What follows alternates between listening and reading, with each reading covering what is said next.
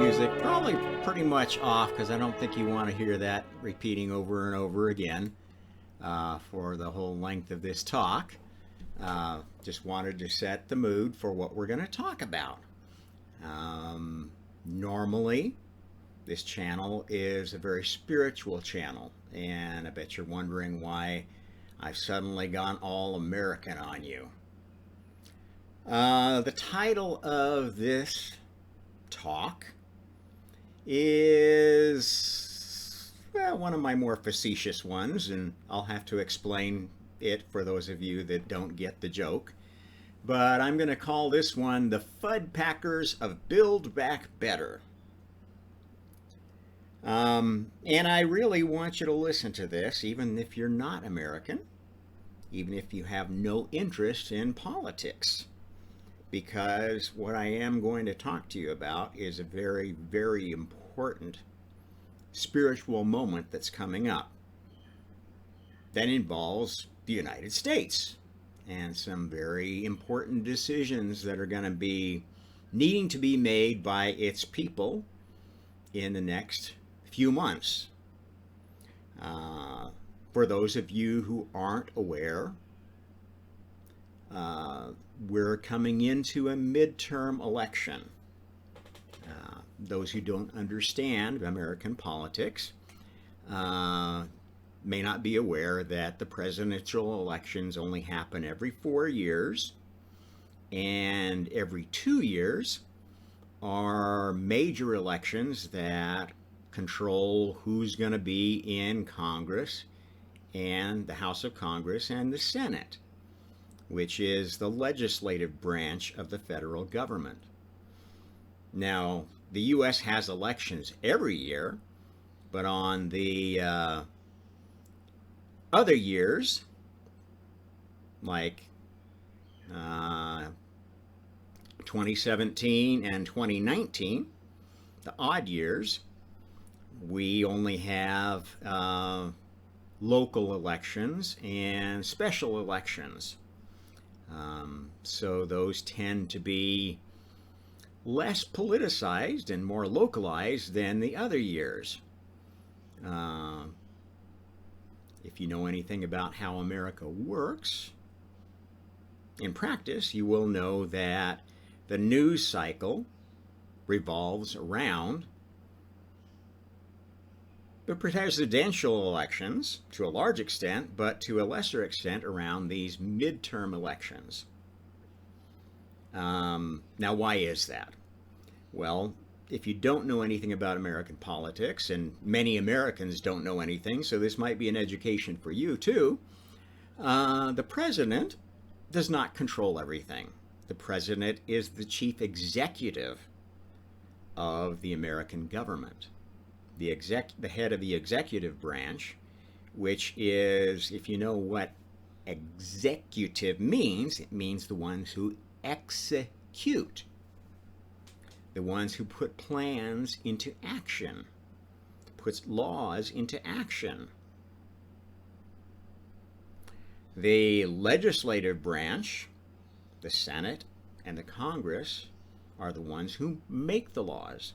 And the third branch, the judicial branch, are the ones that enforce the laws, that judge whether the laws are constitutional or not, whether they themselves obey the law, which it's very possible that the president or the legislative branch could enact a law or enforce a dictate that is anti-constitutional, that is against the law. This is the way this government was set up. This is the balance of powers that was supposed to keep this government from becoming controlled by any one group or person, as so many governments have in the past all over the world. Okay, so the title. If you don't know what FUD is, it's a very useful term. I think it comes from the U.S. military. FUD. It stands for fear, uncertainty, and doubt. And this is a lot of what's thrown about during these political cycles by the media, who want to control who are going to be in control of Washington, because whoever controls Washington controls American policy. And since all three branches of government have been colluding for quite some time to destroy the Constitution that they were sworn in to protect, that's control of a lot of power, as everyone knows. America emerged from World War II as the superpower of the world, the country that everyone else looked to for leadership. That's why World War II came out the way it did. If the U.S. had not entered the war, the U.S. would not be the superpower it is, and very likely the Axis powers would have ended up being the victors. Many people don't realize just how close the Germans were to taking England. The Battle of Britain, which was fought in the skies, while Hitler's land invasion force was sitting in ports in France, was a very near thing. The battle that ensued with Germany and the USSR was a very near thing. Could have gone either way, and the history of our world would have changed drastically. And the U.S. was absolutely instrumental to things turning out the way they did. The Lend-Lease program of sending munitions first to England and then to Russia absolutely saved those two countries from extinction. The help that the U.S. gave to China during the war, now this was not communist China. This is another thing that Americans don't understand about our own history. China during World War II was led by the nationalists, who are now the ones who occupy the island of Taiwan. Taiwan used to be called Formosa, and it used to be a Japanese property. It was after the war that the U.S. said, okay, it's okay if you want to take the nationalist Chinese to Formosa and rename it Taiwan, because we conquered Japan, we defeated Japan, and essentially we can decide what to do with that Japanese territory. Taiwan, Formosa, was never part of China, ever. The people of Taiwan are not Chinese. The native people of Taiwan are rather a mixed lot, but they have more resemblance to the people of the other island nations in the Pacific than Chinese, in fact.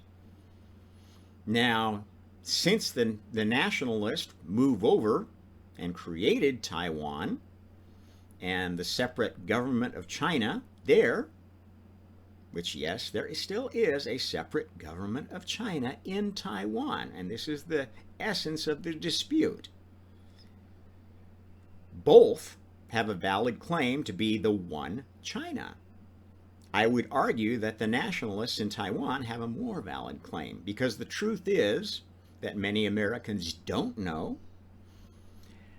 The Communist Party of China during World War II were not fighting the Japanese like they claim to have been doing, and their people are totally convinced of because of their fucking media programming that shows gallant communist warriors fighting Japanese. That's not how it went down. It was the nationalists that fought the Japanese and defeated them. Well, I guess it was more the Americans that defeated them because it was the war in China was still going on, pretty much stalemated until the Japanese surrendered to the United States due to the actions of the U.S. Navy and Army in the Pacific, island hopping to the point where they could bomb Japan directly from islands like Okinawa and Guam. Some of the same islands that now threaten the Chinese Communist Party if they start doing the same thing as Japan, which is exactly what they are doing in the Pacific. Okay, so I'm getting a little bit off the topic, as I sometimes do, but this is some of the history you need to know to go with these gentlemen that you see behind me. Okay? Because every single one of these gentlemen is a fucking sellout to China. Every single one of them. Ever since that deal was made between Kissinger and Nixon and Chairman Mao, your country has been sold out. Literally, completely. Why? Well, this is what we're going to get into and why I am going to tell you some bad things about this title. So, FUD, Fear, Uncertainty, and Doubt. I think that clearly ties into how the media messages politics. Not only in the U.S., but internationally. And internationally, that has been used to basically discredit the U.S. Largely deserved, don't get me wrong. These cats all started or prolonged wars, and some of their predecessors, wars that were absolutely disastrous to the world and to the United States. They served no purpose but to, prop up the arms industry and give the world a diversion to focus on, to take their attention away from the real geopolitical threat that was building. And that was this unholy alliance between elements of the U.S. and the Chinese Communist Party. Not just the U.S., a globalist element. Because that's what these people are. They're globalists. They don't represent the U.S. or the U.S. people. They represent Wall Street. They represent global multinational corporations. That's who puts the smiles on these faces. Now, you may be asking, oh, why isn't Donald Trump up there? He's just as bad as the rest of them. Well, that's true. That's true, but only to a point. Because the truth is that both sides that back these assholes hate Donald Trump. Want you to hate Donald Trump. Now, I don't particularly like him, but I'm going to explain what's going on for those of you who are too dense to have figured it out. Okay, so FUDpackers is a play on a word that's not very nice. A word that is fudge packer. This is a rather derogatory way of talking about gay people because it basically describes anal sex in a rather unpleasant and comical way. Okay? And this is part and parcel of something I got to tell you about. Because anal sex is a very key part of what has destroyed the United States. If you are an aficionado of porn, you will have noticed that porn has changed drastically in the last 100 years. From an era of Playboy, where, young men were whacking off to the centerfold who had all her clothes off, but her legs very nicely closed so not to expose the naughty bits.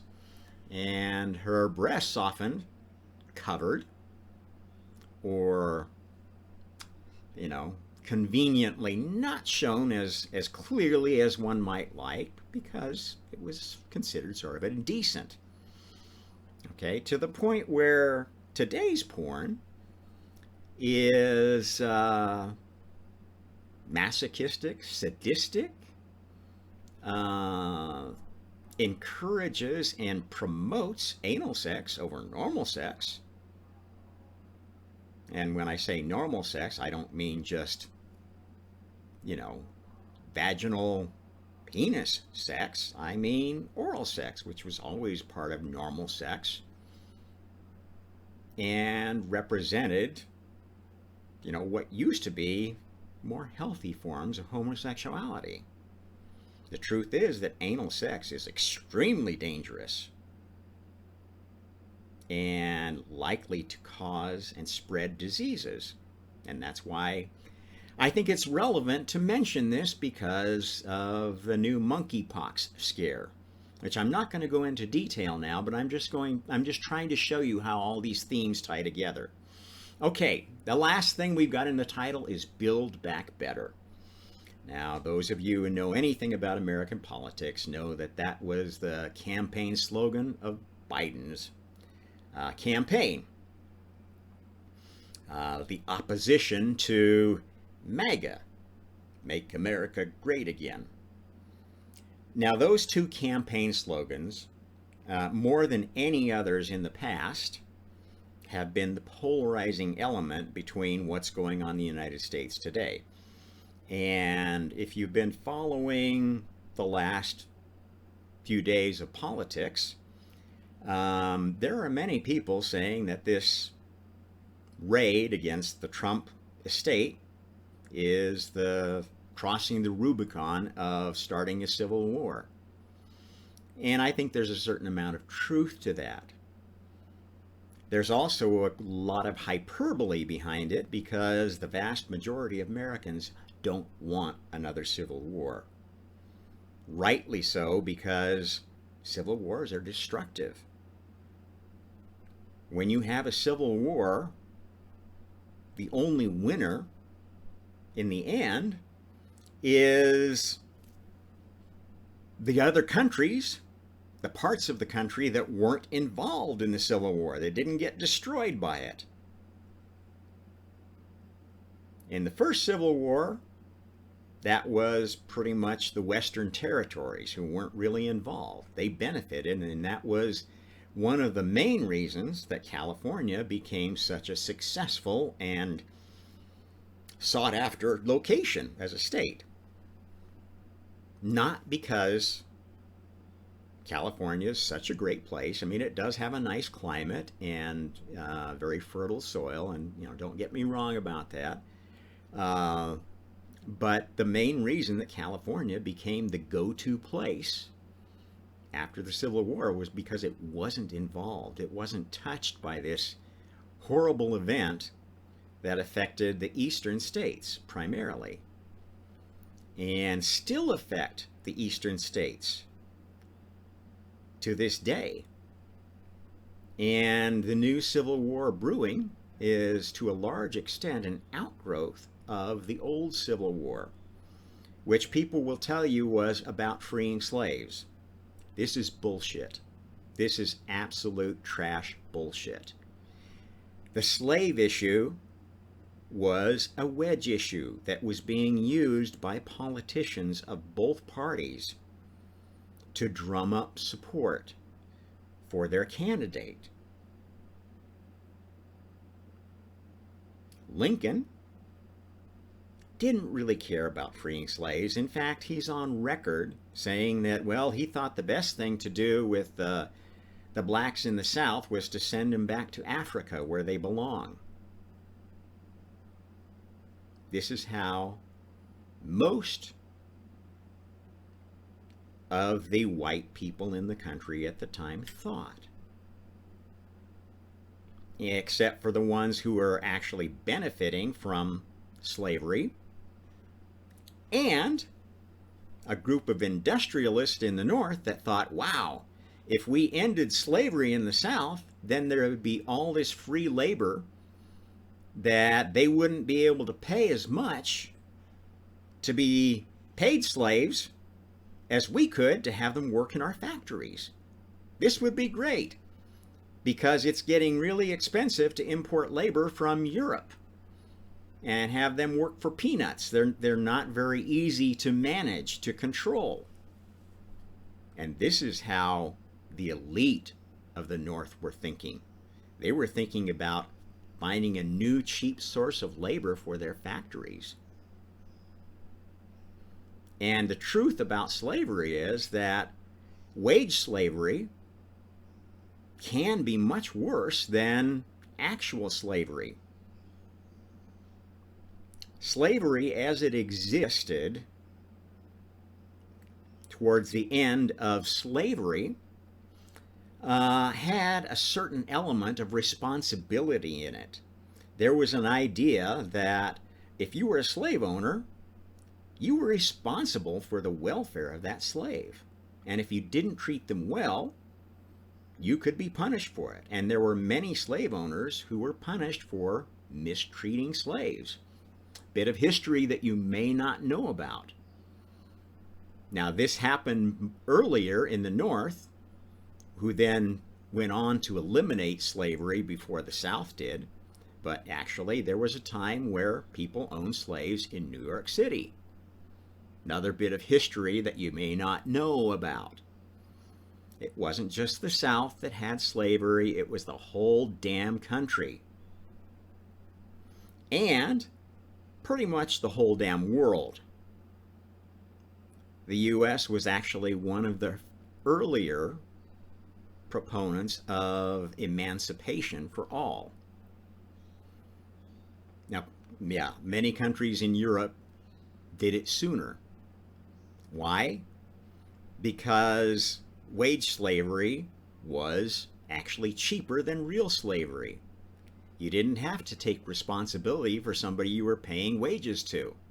And if you've ever read a novel by Dickens, an author of Britain in the late 1800s, you would know that it was a very, very bad time for workers. The Industrial Revolution created wage slaves who were treated worse than real slaves. And this is the truth that they're not telling you, because they love wage slavery. All these guys made a boatload of money from people who were making boatloads of money off wage slavery. So it really doesn't matter whether you think Build Back Better or Make America Great Again is a great slogan. They're both points of view being thrust on you as an American voter and as a world that are stilted by folks that are profiteering from the labor of others. Now, oh, you're saying now, well, Rob's starting to sound communist. No, the communists are the worst in this respect. And this is the silly thing about the spirituality of this whole thing and why this is a very spiritual election coming up. Because many people think that the party of Build Back Better is on their side. And I'm telling you, the Democratic Party is absolutely the most shitty party that the U.S. has ever had. And this is where we need to drop back and talk about history. And before we do, I think I better tell you a little bit about my history. Why I feel able to talk about this and to tell a lot of people that they're full of shit during this talk. So, I'm a 63-year-old American male. I was raised in Idaho, what is considered a very conservative state. My father was a very conservative American who volunteered to fight in World War II ended up spending his tour of duty in hospital with rheumatic fever. So he didn't, although he enlisted in the Navy because he wasn't old enough to enlist till the war was almost over and it looked like the Pacific was about the only place to fight. So he enlisted in the Navy hoping he'd get to fight Japanese, and ended up spending his tour in a bed with rheumatic fever. After the war, he was a science whiz, and he became a nuclear chemist, and actually was one of the witnesses of the first H-bomb explosion on Eniwetok Atoll. So I grew up in this very conservative place, conservative parents, and I was kind of the good sheep of the family, the white sheep of the family, because my two older brothers were pretty much black sheep. They were getting into a lot of trouble with girls and drugs, and well, actually that was mostly my older brother. My second brother was kind of the black sheep in white sheep clothing, I guess you'd call them.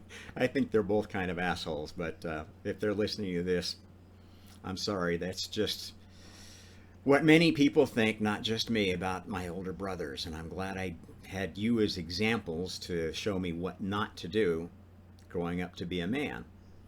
At any rate, I started out life having learned a lot from my father, and the stories he told me about the Great Depression, the stories he told me about World War II, and the stories he told me about what the U.S. was like after, and what it was like, and that, what I remembered of my childhood. I was 5 years old. Let's see, yeah, 5 years old when Kennedy was assassinated, which is, most people would agree, was one of these moments of truth for America, kind of like 9/11, kind of like this Trump raid, and I think kind of like this coming election, which is why I'm doing this talk. I think it is a spiritually monumental election, and usually midterms aren't that way. What makes this one special, it's the first election that's going to be really affected by the pandemic and the Great Reset. If you don't know what those things are, you need to get better educated about what the globalist agenda has been and how globalists have allied with the Chinese Communist Party to conduct illegal, immoral research and development behind the Great Firewall of China. All of these guys you're looking at here, the one behind my head more than any of the others, contributed to this, actively promoted communist China, and kept your eyes diverted from this real threat to your country with proxy wars in Vietnam. Here's something you probably don't know about Vietnam. You know about the Vietnam War and how horrible it was, and how America was the bad guy and was attacking these poor communist Vietnamese. Well, did you know that there was a second Vietnam War shortly after? Do you know who fought the second Vietnam War? Vietnam fought China. The communists of Vietnam hate the communists of China more than they hate the U.S. This is the truth, because China is still encroaching on Vietnamese territory. Their maritime territory in the Pacific and the border territory. This is something Americans need to understand. You've been told by media that, oh, the Chinese, the Eastern philosophy is so great, they're so peaceful. They don't want to conquer you, they just want to assimilate you.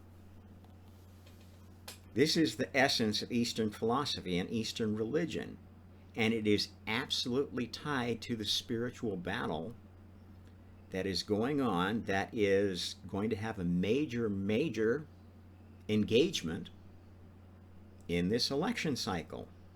Already happening. Okay, so my background, I started out as obedient son in a conservative family.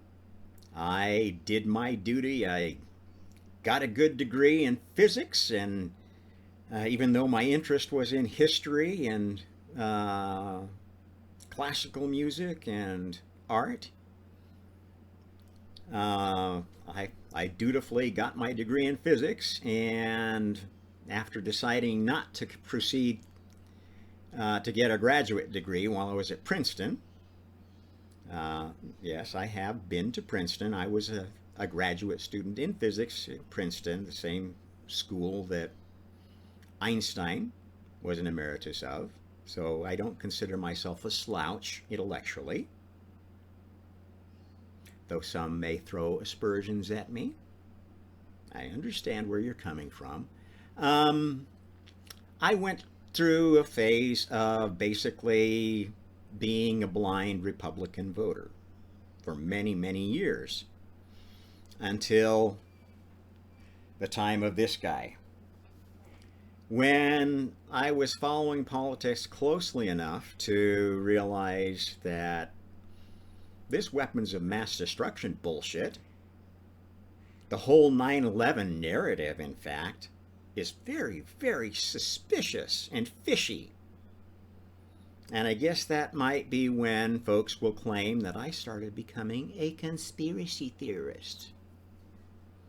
But I consider it part of my awakening, which was not really spiritual until more recently. I don't think my spiritual awakening really started until after I'd flipped to become a, quote, card-carrying Democrat supporting Obama, and I was passionate as an actor and spent most of my time trying to get away from my day job and be part of the acting community because I found it so much more accepting and diverse than what I had experienced in work.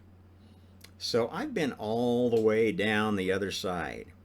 I was a Bernie Sanders supporter in 2016. Such a strong supporter that I actually followed every single primary. What was going on state by state, what people were saying about what was going on with the Democratic Party during those primaries, and how basically the whole system was stacked against Bernie Sanders. And here are a few facts you may not know about that time. The folks that donated to Bernie Sanders' campaign thinking that their money was going to be benefiting the candidate they wanted to be nominated, Bernie Sanders, most of it went to support Hillary Clinton. And in fact, Clinton was already selected as the candidate. And by hook or by crook, they stole every primary from the Bernie Sanders populist voters and made sure that there were enough delegates to the Democratic convention to put Clinton in the Queen's chair no matter what. This is the truth. You can go do this research yourself. Yeah, there's a lot of tracks that they've tried to cover up, but the Wayback Machine on the internet doesn't lie. You can prove this to yourself. And this is absolutely how the Democratic Party has operated from the very beginning. Read about Tammany Hall. This was basically a scheme of rich Democrats in cities who manipulated the vote of the big cities who had a large amount of voters to control states, so that one city like Philadelphia could control an entire state.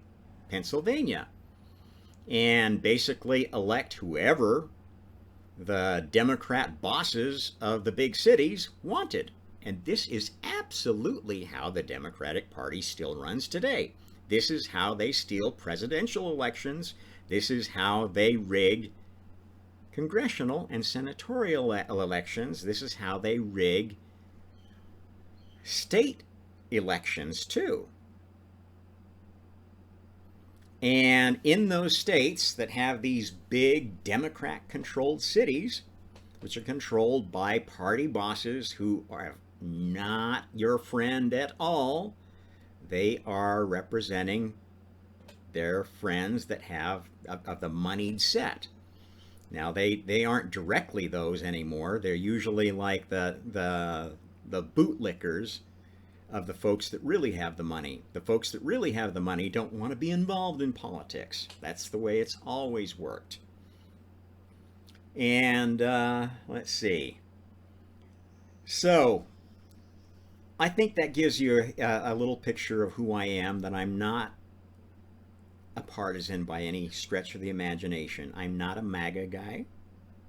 I am very much opposed to the establishment of both parties. Because looking at this picture, how many Republicans do I see? How many Democrats? They're all sellouts. Who is not a sellout here? Okay, you might say, well, Obama's not a sellout. We got the Affordable Care Act. Go look at what the Affordable Care Act is. Obamacare. It benefits primarily the insurance companies. It institutionalizes their profiteering. Makes it so that you cannot operate a health insurance company without conforming to this socialized, globalized version of it, which is all about profiteering. You're paying more now than you ever were for your health insurance premiums, right? Unless you're in the small segment, or well, I guess the growing segment of population that doesn't pay anything. And even there, they were trying to make you pay something, but it was Republicans who blocked enforcing this deduction for uninsured people. You young people who are not paying anything for your Obamacare, you have Republicans to thank for the fact that you aren't getting money docked or getting a bill from the IRS for the fact that you don't have insurance. Because you don't need insurance. If you're really healthy and you know you're not going to have any medical bills, yeah, you're absolutely better off not having insurance. I don't have insurance now. I live in Indonesia now.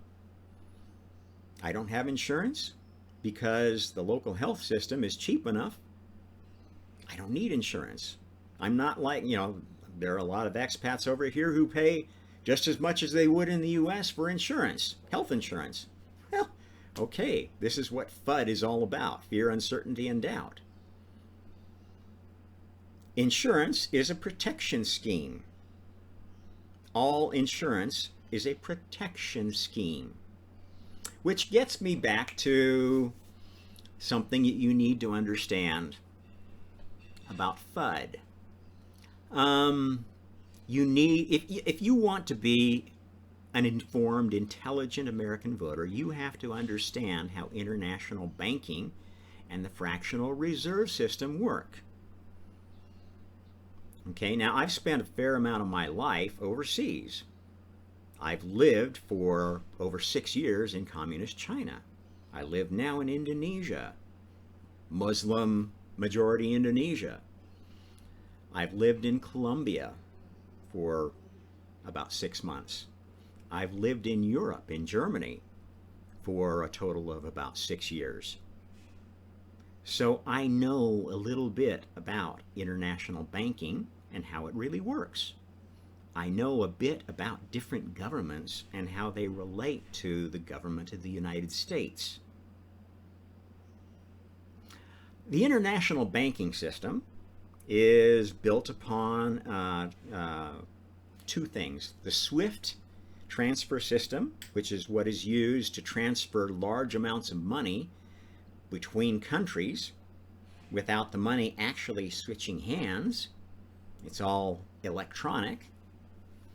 And the fractional reserve system that banks use to basically loan money to each other. Okay, so what is a fractional reserve system? Your bank, when you deposit money in the bank, they are only required to keep a certain fraction of the money you deposit in the bank actually in the bank. That amount is a variable that is set by different governments to suit their own whims. Any country tied into this international banking system has access to the system of short-term loans that allow banks to cover themselves if they don't have enough money to satisfy the withdrawal requirements of their customers, because they're only by law required to maintain a certain fraction of the assets that they actually claim to have. They can go invest the rest of it pretty much any way they want.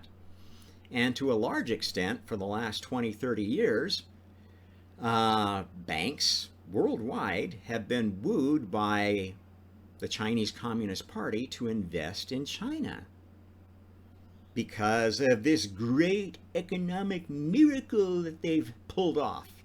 Oh, bringing millions and millions of people out of poverty. This is bullshit. You need to understand that this is complete bullshit.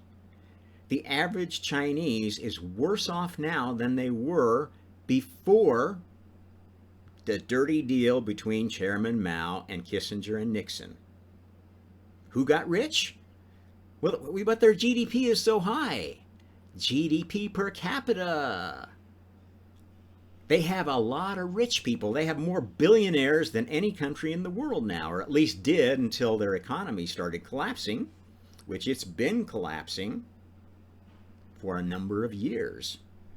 Ever since China became a net importer instead of a net exporter. This is something the Americans don't know either, that China imports much more than it exports now and will continue to do so.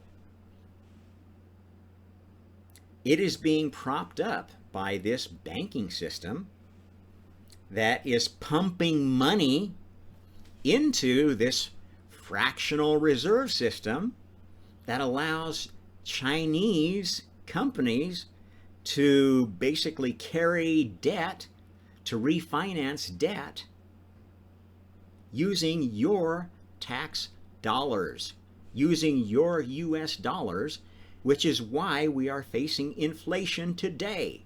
Inflation is absolutely resulting from these guys and Comrade Biden, which I like to call him, Biden. Get it? Buy shit. Baideng. Bai means white. Dung, wait. White wait. Just wait and see what this white sellout is going to get for his Chinese comrades. This is another thing you need to absolutely know. The Hunter Biden scandal was absolutely real and was hidden from you during the 2020 election. Biden is a long-term criminal. The first time he ran for president, he had to drop out before even the first primary in Iowa because of a financial scandal, a pay-to-play scandal. The guy is dirty as, maybe dirtier than Hillary Clinton, maybe dirtier than any of the Bushes. Okay? This guy is a complete sellout. His son was making dirty deals in Ukraine and in China, which are absolutely leading us into the wars that are already starting. If you don't see the connection, you are stupid. I'm sorry. I'm sorry, Biden voters. You are useful idiots. You are as stupid as dirt. I'm not saying that Trump voters are necessarily better, but I give you a data point. Trump is the first president that did anything at all to oppose this dirty relationship with China.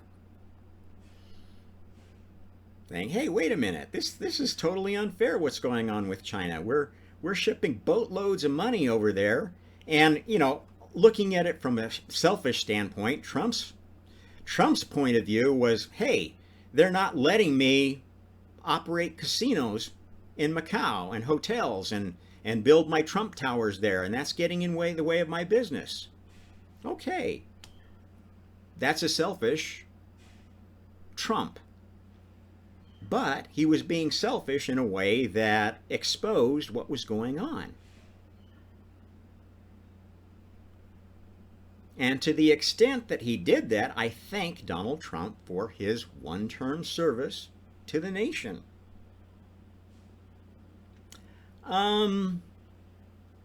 Let's see. So let's talk about this Fed thing. Most of you have heard about the Federal Reserve. Many of you don't know that it is not a federal institution. It is a private banking institution, basically made up of representatives of the top banks of the U.S. and who all have deep ties to the top banks of the world. Okay, it is basically an arm of the international banking cartel, which has been active, in fact, since long before this country even began. The international banking cartel goes back to the Middle Ages and even further. It is basically how money changed hands internationally, and it's evolved, it's changed. The version of it that we are familiar with is the version that kind of was inaugurated by the beginning of the Federal Reserve System, which you need to read up on the history of. The Federal Reserve System was very vehemently opposed by many of the richest Americans, who saw it as basically capitulation to foreign banking influence. And this leads you to learning more about the Titanic, what happened with the sinking of the Titanic, which was a pretty shady affair if you go dig into it and realize that there were some people not on the Titanic who should have been, just like there were some people that should have been in the Twin Towers when they were destroyed, supposedly by terrorists, who weren't there. Connect some dots. Don't call me a conspiracy theorist without doing some research, because I research everything that I talk to you about thoroughly. Okay, so the Federal Reserve System started about 100 years ago, right before World War I. And in fact was a huge part of the turmoil that got the U.S. embroiled in World War I. Because World War I was basically all about set of alliances made that were sort of negotiated by this international banking cartel, which was very much European at the time, that was supposed to move Europe to this wonderful new world of no war after a century of I don't if you know anything about the wars of the 19th century, starting with the Napoleonic era and going through the Franco-Prussian War and everything else that happened that century. It was a pretty damn bloody century, as were most of the previous ones, pretty much going back to the Reformation. The 30 Years' War, the War of the Reformation, Protestant versus Catholic, which was really more political than religious in essence, was one of the bloodiest wars in history until communism came about and countries started declaring war on their own people, which is essentially what happened in the USSR and what happens still today in communist China, behind the Great Firewall, behind all the Potemkin cities that you see, all the beautiful high-rise buildings, all the wonderful things people say about China when they go there and they're an English teacher or a businessman or a tourist. This is bullshit. I've been to the real China. I've seen the real shit because I married a Chinese woman whose family was from the provinces, was from a very poor village in Zhejiang province. One of the richer provinces, actually, but I've been to other provinces. I've been to Hubei, where Wuhan is. I've been to pretty much all over China, and not just the tourist spots off the beaten track. Enough that I know who knows something about China, who doesn't. And I want to put in a plug for a channel that you need to get familiar with. A couple of channels. There's a couple of fellows who run several channels. The ADV Podcast and Serpent ZA. One guy is a South African fellow, and the other is an American. They formed a friendship while they were living in China as expats in China, teaching English or trying to move up the value chain and teach something better, start their own business. Typical story. But these guys developed a close friendship because they were both motorcycle enthusiasts. And their channel started around their travels by motorcycle through China. And they went off the beaten track because that's what motorcycle people do. And they got to see the real China. They started reporting on it, and they started getting viciously oppressed by the Chinese Communist Party, to the point that by this, I think they were both in China for a period of about 12 years, so maybe twice as long as I was there. And they basically got to the point where they had to get their families out of China or they were afraid they were going to be disappeared. There were police actively seeking them and looking to oppress them in the ways that the Chinese Communist Party does. It puts pressure on you through your relatives, threatening to put them through hardship, through torture. It represses through their social credit system and their move towards digital currency. It represses through mass surveillance. And it has been a leader of oppression through their health codes, which are a new thing that much of the world is adopting as a result of the pandemic. All of these ideas were started and implemented first and implemented most thoroughly in China. And this is absolutely in collusion with big tech monopolies, big tech conglomerates, big pharma conglomerates, all of the cartels and monopolies that are more globalist than American. That's where they do their R&D, because you can't get away with doing gain-of-function research in the United States. The experiments that Fauci's NIH were doing gain-of-function research in the Wuhan lab, which absolutely did happen, and the COVID virus is absolutely man-made, no doubt about it, created in that lab. The only doubt is whether they released it on purpose or not. It was an accident. And even if it was an accident, why was it created in the first place if it wasn't planned to be released? And this is why there were so many vaccines coming out so soon after. They had already been working on vaccines for this thing, folks. And this is another truth you have to know behind what's going on in the world today. The global megacorporations don't give a flying fuck about their customers. They only care about profits.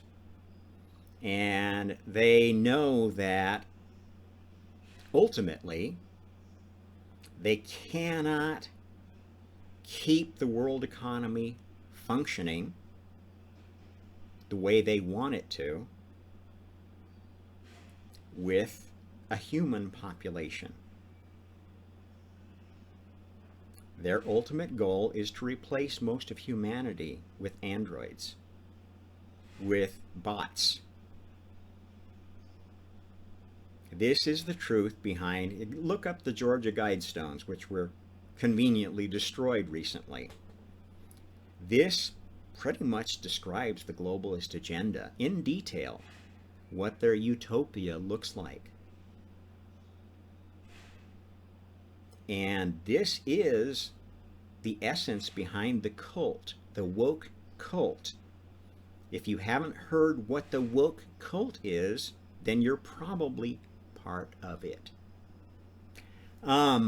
Okay, so I think we're ready to get to talking about more spiritual matters. What is so spiritual about this election? The truth is that this election is the first one, maybe ever, in American history since Teddy Roosevelt's day. Since Teddy Roosevelt nearly started what should have been the next political party that would have replaced one or both of the Democrat and Republican parties of the time. This was about 100 years ago, a little over 100 years ago.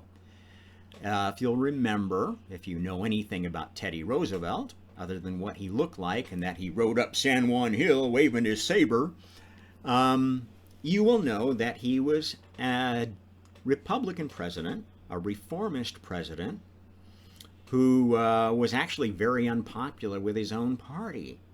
And when he tried to run for a second term, the Republican Party basically blocked his nomination. And so he said, well, okay, I'll run as an independent. And he created the American Progressive Party, often called in history books and stuff as the Bull Moose Party, I think, to try to make it look less serious. Oh, it's like Bullwinkle Party. Okay, we don't need to worry about that. Teddy Roosevelt was crazy. And in fact, that's why Teddy Roosevelt is portrayed in a very famous American play, Arsenic and Old Lace. Character that I have played. I've been Teddy Roosevelt, so I know a fair amount about this fella. Interesting that the only play that features Teddy Roosevelt that's well known in the American theater portrays him as a lunatic. The one who buries the bodies in the basement for the sisters who are poisoning old gentlemen with arsenic, who happen to come. They seem very lonely, so they might be better off dead. This is what these sisters in this interesting play are doing. And they have a nephew, Teddy, who is one of, I guess, several crazy nephews. Anyway, I'm not going to spoil it for you, but you got to watch Arsenic and Old Lace. The movie version is not Cary Grant's best performance. It's not the best screen version of a stage play, but it gives you a pretty good idea of the story. Anyway, Teddy Roosevelt very nearly was elected And this was the first time that overtly the Democratic and the Republican parties joined together to defeat a third party. This is their first flexing of the uniparty muscle that now is pretty much pervasive in the establishment of both parties. Now, you've probably been hearing what great people, what great aisle crossers, people like Liz Cheney and Mitt Romney and Mitch McConnell are. They are absolutely sellouts. Mitch McConnell is married to a mainland Chinese. He's got Chinese connections that you wouldn't believe. If you do a little research, oh, here's another channel for you to get familiar with, China Uncensored. They also do another channel called America Uncovered. This is one of the best unbiased news sources that I have ever found.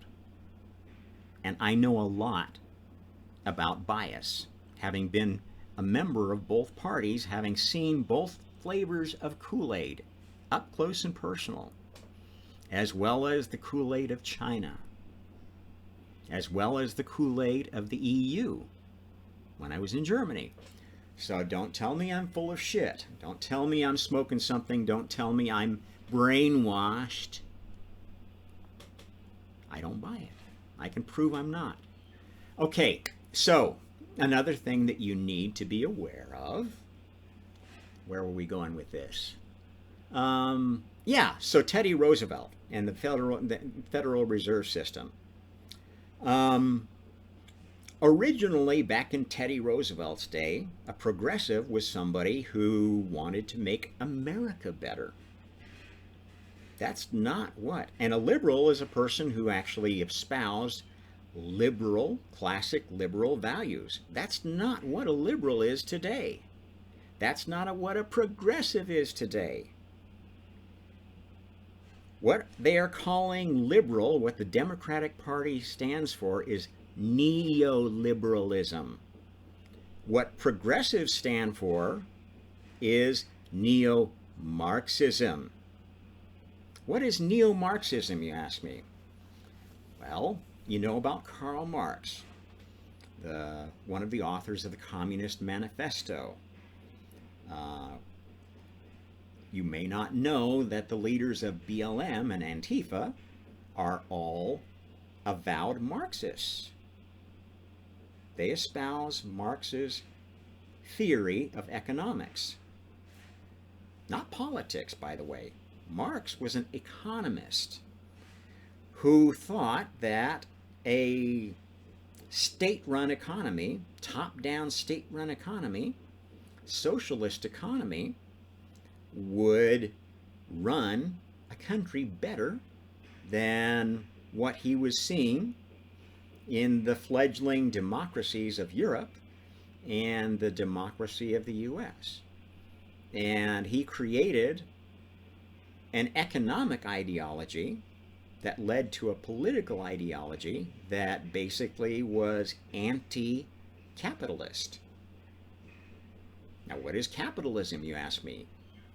Oh, it's a bad thing. Capitalism is horrible. It's cause of all of the world's problems. This is wokeism. Capitalism is basically just an economic system that says what works for humanity is arranging for a fair exchange of capital for what capital produces. Okay, capital is money. I have money, what can I buy with it? I can buy resources, I can buy labor. And if you're in a fair economic system, a free market as they call it, then that exchange is balanced and everybody gets a fair share of the exchange. That's capitalism. Now, what we have at work in the globalist world now is crony capitalism. This is when capitalism goes bad. Capitalism is not bad in and of itself. It's when it becomes cronyized, when a few people at the top get all the gain, have all the clout, have control of the media, This is crony capitalism, and it leads to Orwellian totalitarianism. If you have not read George Orwell's book, 1984, or Aldous Huxley's book, Brave New World, you do not deserve to be a voting member of any country, a voting citizen. You just don't deserve it. If you're not savvy enough to understand how propaganda works and the dangers of propagandized media controlled by a crony capitalist, globalist elite, then you are a danger to your country. And I'm telling you, every single asshole who voted for Biden in 2020 is a danger to their country. Why? Well, look at Biden himself. We touched on his son's dirty dealings with China and Ukraine. Those dirty dealings were absolutely pay-to-play schemes. His family benefited directly, and he benefited directly from those dirty deals. And the dirty deals that he was involved in China all connect to Chinese state-owned companies linked to the PLA, the People's Liberation Army. These assholes have all been involved in selling out your country to your biggest enemy. Communist China is your enemy. The CCP is your enemy, not the Chinese people. They're their enemy too. Read about the history of China a little bit. If you don't know what the Great Leap Forward was, which I like to call the Great Leap Backward, where Chairman Mao decided he was going to modernize China by forcing everybody to start making steel instead of growing food,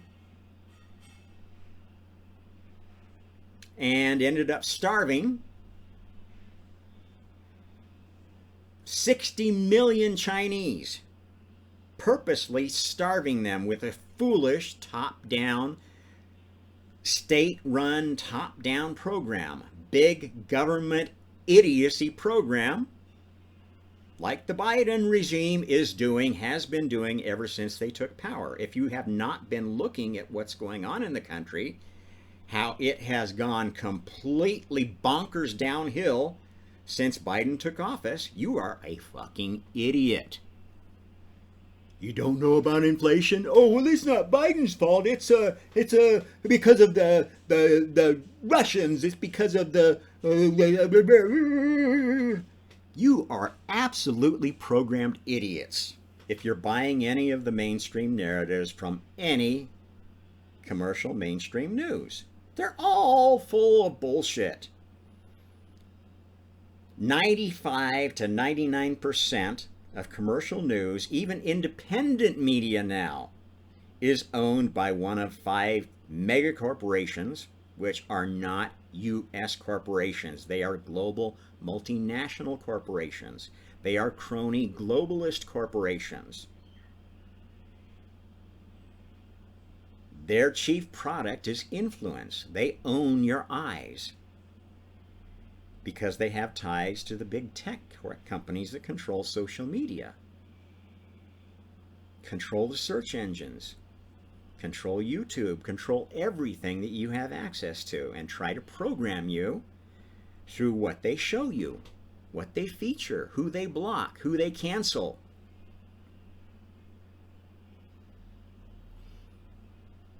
And the fact that they canceled Trump should be an indication to you that he must have been doing something that was really right, even if it was for selfish purposes, even if he's part of the establishment. He's at least part of the rich establishment that still thinks America is a pretty good place and wants it to be successful in the long term. And this ties back to the Fed. When the Fed was created, it was mostly American bankers that created it.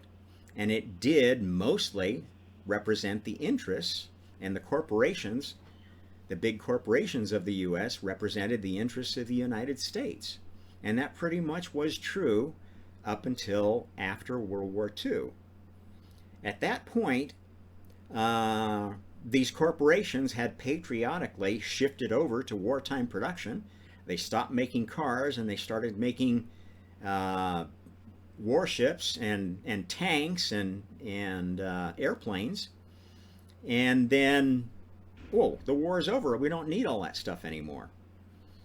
And some of them decided, well, you know what? War is a pretty good thing for business. And they created the military-industrial complex that said, you know, we got to keep a war going somewhere so we can keep selling munitions to both sides and our companies can keep making profits.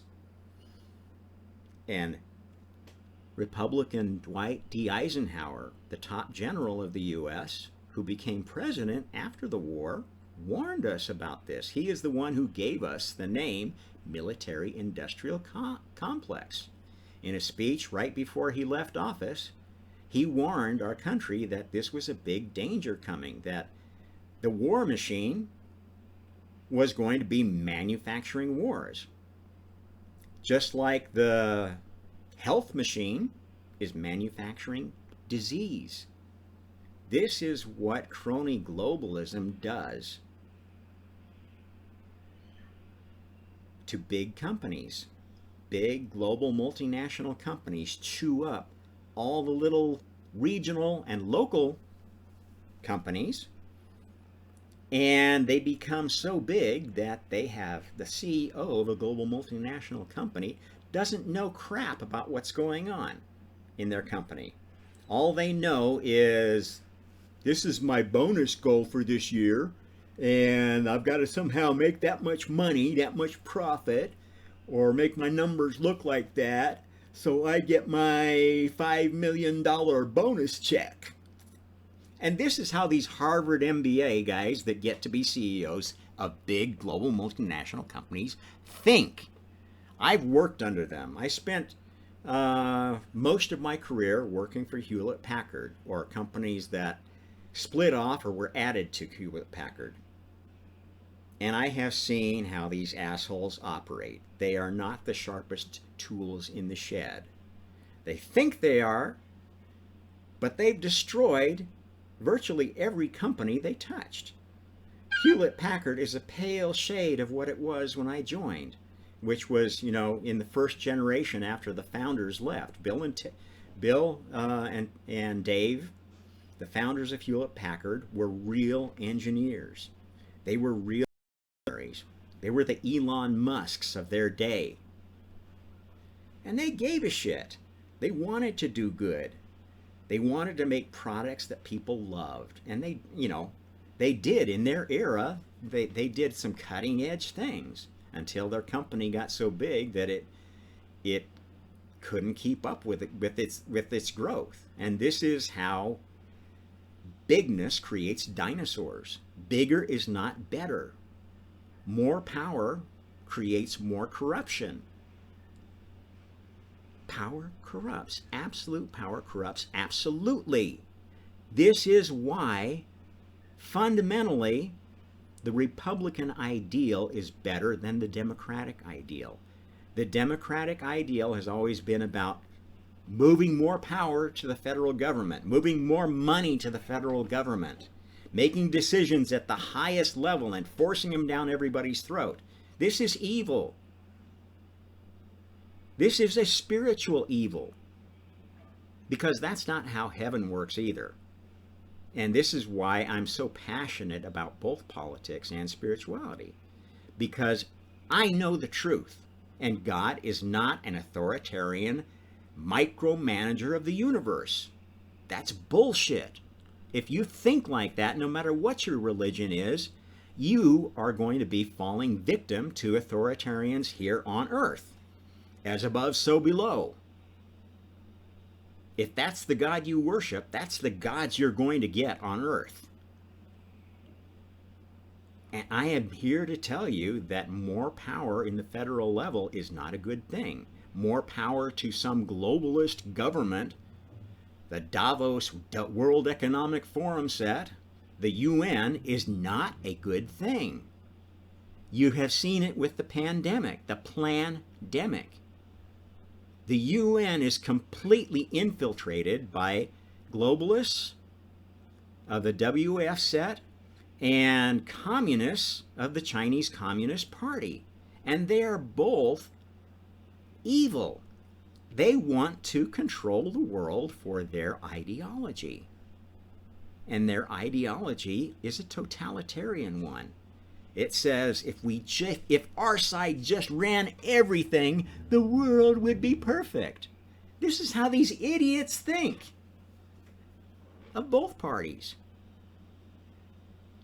And you've got, for the first time, a groundswell of one party that understands that.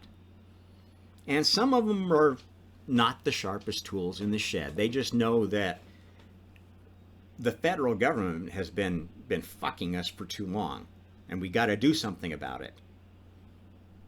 And those are the kind of candidates that, to a large extent, are now being given to you on the Republican side.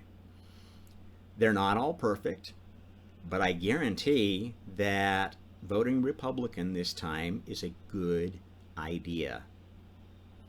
Not because I like Republicans, not because I like that party, not because I don't think that there should be third parties that would represent the American people much better than either of the two establishment parties, but because it's the only choice we have now, and we don't have long to choose. This is why I don't think we have long to choose, because of what is going on in the geopolitical world. The war between Russia and Ukraine is not just another proxy war. It is the opening of World War III. And it will absolutely proceed to a global war involving a new set of Axis powers that will include China, Russia, and any country that decides this totalitarian view of anti-American totalitarianism is better than American totalitarianism. So we're going to have another world war that's basically fought between two sets of elites that want war to hide their crimes. The Chinese want war because China is absolutely falling apart right now. Their economy is in shambles. It's a huge Ponzi scheme.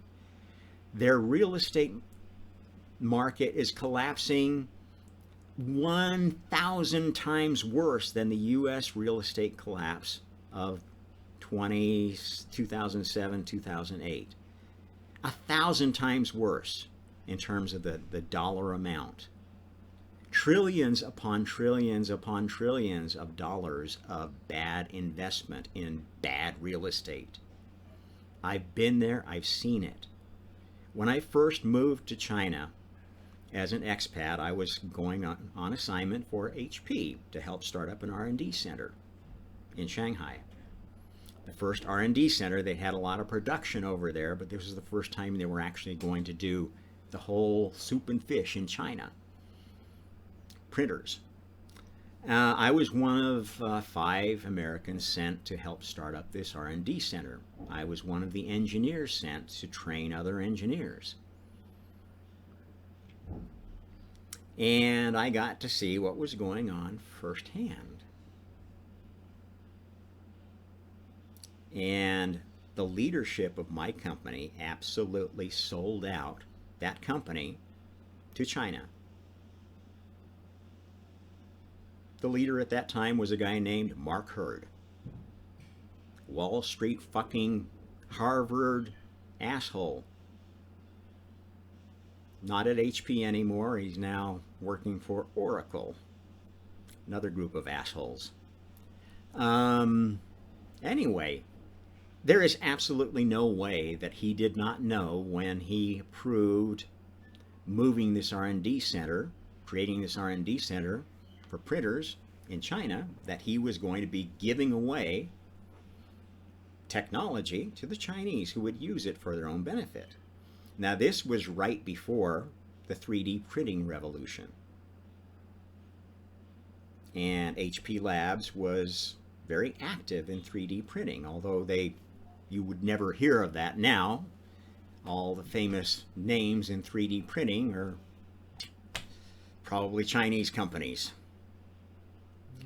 But this was just as this revolution was about to break, and HP was on top of the printer business, mostly because they had this very close relationship with Canon, Japanese company, that they shared technology and basically more or less had a close to monopoly ownership of the LaserJet business, which was actually the business I was sent to transfer R&D for to China.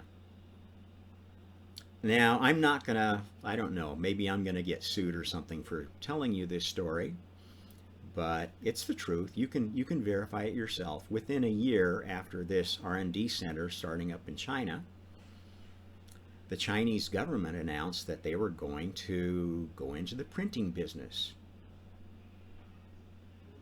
start up a Chinese printer company funded by the state, owned by the state, directly or indirectly. This is another thing you need to know about China, about communist countries, about socialist countries, true socialist countries, not ones that have limited socialism, because basically socialism at its mild level is saying, well, some things are better off handled by the government than by private industry, and that's something I agree with. Important things like ensuring quality of health ought to be handled by the government to some extent, but not to the extent that these fellows, this Obama jackass, did with the Obamacare. It's not serving the public, it's serving crony capitalists. At any rate, you're being fed a pack of lies by crony globalist media, who has already pretty much decided that, you know what, Asia is a much better place for building and maintaining markets. You know why? Because Eastern philosophy, Eastern religions, the religions born out of Hinduism and Buddhism, create people that are much easier to control and manipulate and dominate. Confucianism, all of these Taoism, all of these Eastern philosophical religions have one shared characteristic. They are designed, they are specifically tooled. Now, Hinduism is the one exception. If you go back to the roots of Hinduism, it is very similar to the roots. In fact, it is an Indo-European religion.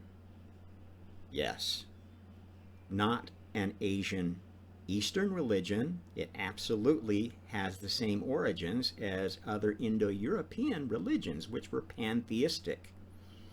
The Greek and Roman pantheons, the pantheons that existed in other countries, the Germanic, the Celtic pantheon, these are all examples of Indo-European religion. What exists now in the East, the bastardized versions of Hinduism, all of the sects that have grown out of that, the Jains and so forth, the Buddhists, etc., they all are basically very inward-focusing, very self-focusing religions that are all kind of rooted in the idea that, well, this is not real. This is not real. I'm just here being punished for my karma. And when the life is over, then, you know, if I've been a good little Buddhist or a good little Hindu or whatever, then I will get to escape from this cycle of rebirth and go to this nirvana place, or go, you know, ride off to the clouds with Vishnu and Shiva or whatever. Okay, these are escapist religions. They are basically designed as a placebo for people who are being abused and manipulated by tyranny. And if you look at the history of Asia under basically all the popular religions there, and I include Islam as one of those, although Islam is a little bit different. And yeah, I can't go into the details right now, but there is a big divide in the Islamic world that is you should be aware of. There are some Islamic countries that are being run by Islamic totalitarianism. The rule of the Ayatollahs in Iran is totalitarian Islam. This is not normal Islam. Islam is a very communal, decentralized religion. Yes, there is the pilgrimage to Mecca aspect of it. And there is the Sharia law aspect of it. But in fact, there are many versions of Sharia law. And you're only hearing about the one that is being pushed by the most totalitarian Islamic countries in the Middle East. I live in another Islamic country, Indonesia, that has a very relaxed version of Sharia law, whose Islamic majority is not oppressive of others in the country, at least not to the extent that others are. Yes, it's a bit of a problem if you want to get married here. In Indonesia, they only recognize marriage under, I think, 4 or 5 accepted religions. And they only recognize marriage between people who are of the same religion. So in order to get married here, I became Muslim. I am a Muslim. I am an earnest Muslim. Anyone who knows what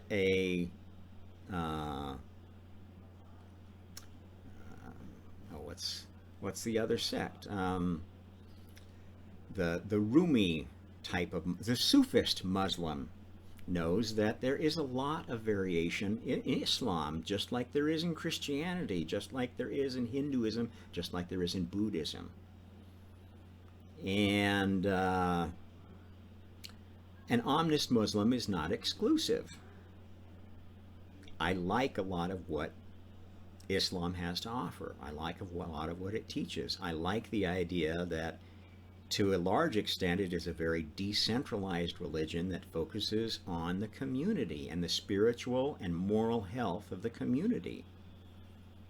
I don't like that it has fostered an overly paternalistic culture many places.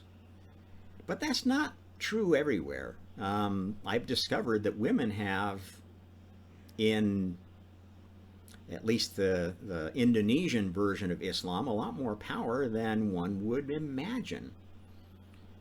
Here it is the custom for the man to give the woman a dowry.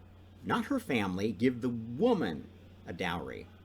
And that dowry is usually given in the form of jewelry, which the woman has certificates of authenticity, can prove its worth, and can go back to a jeweler and sell for pretty much what they paid for it, because that much value is placed in pure gold, in verifiable jewels, and so forth. This is absolutely how family property is handled, and how women are protected from abusive husbands.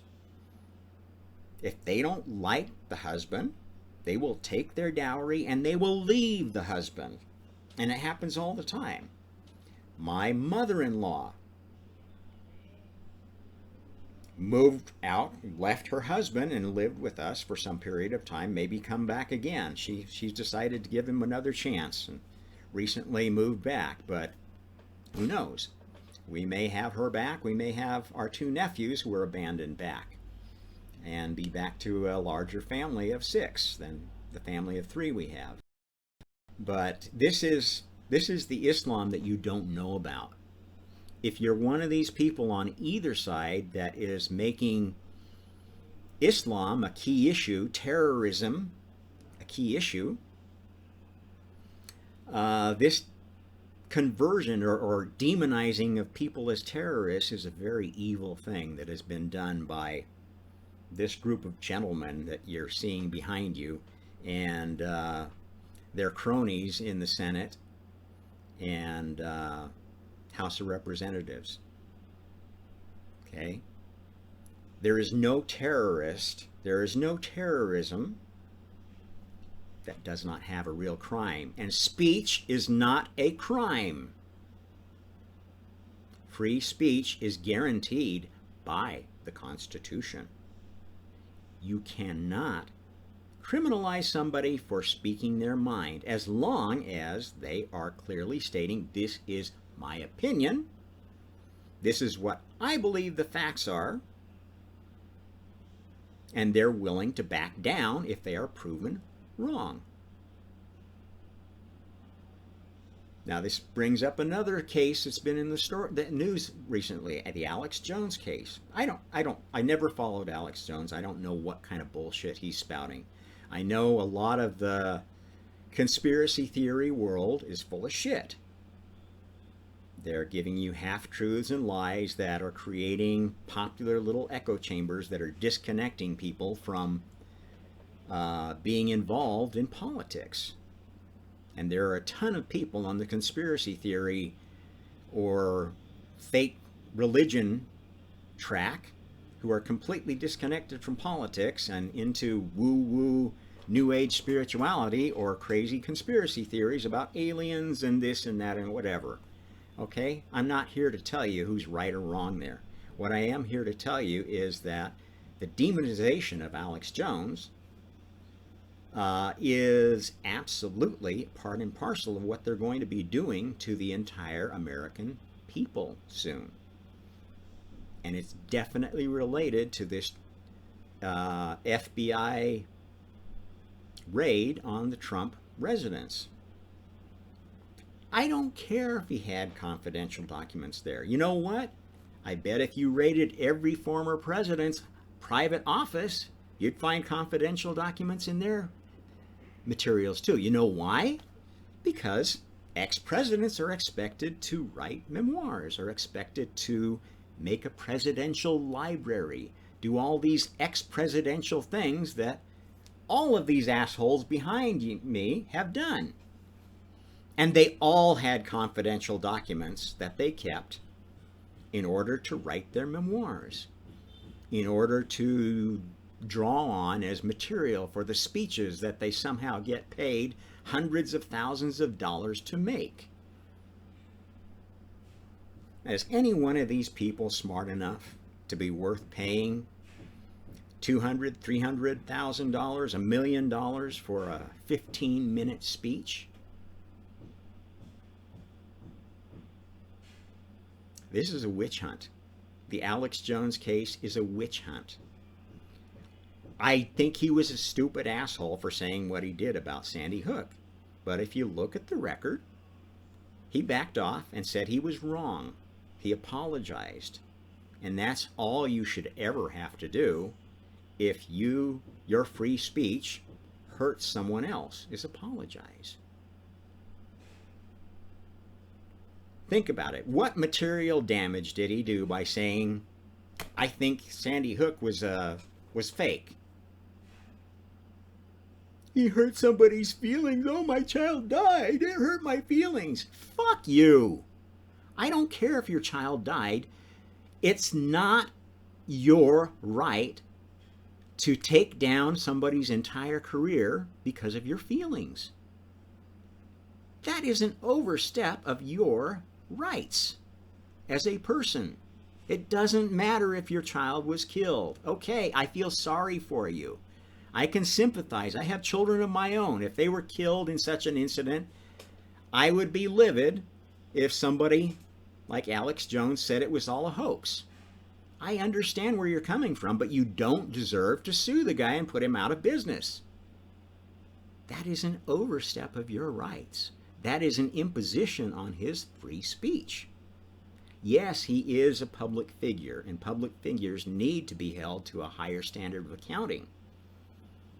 But look at what the corporate media is getting away with. They lied to you about the Hunter Biden scandal, so it would not affect the 2020 election. They lied, and it affected an entire election.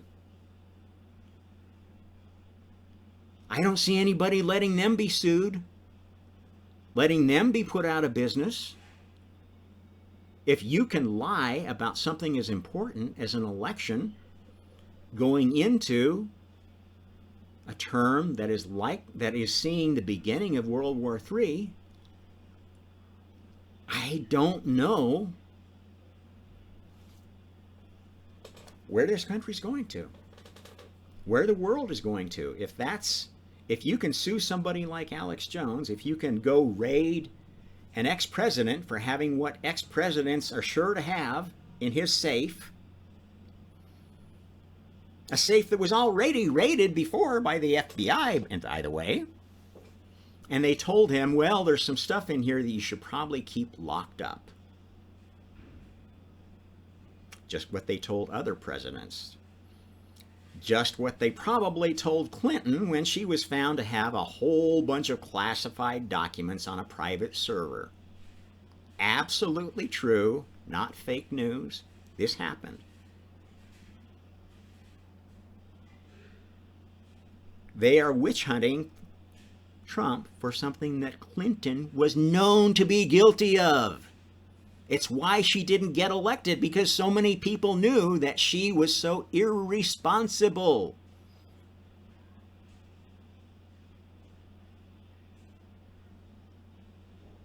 The Clintons are irresponsible people.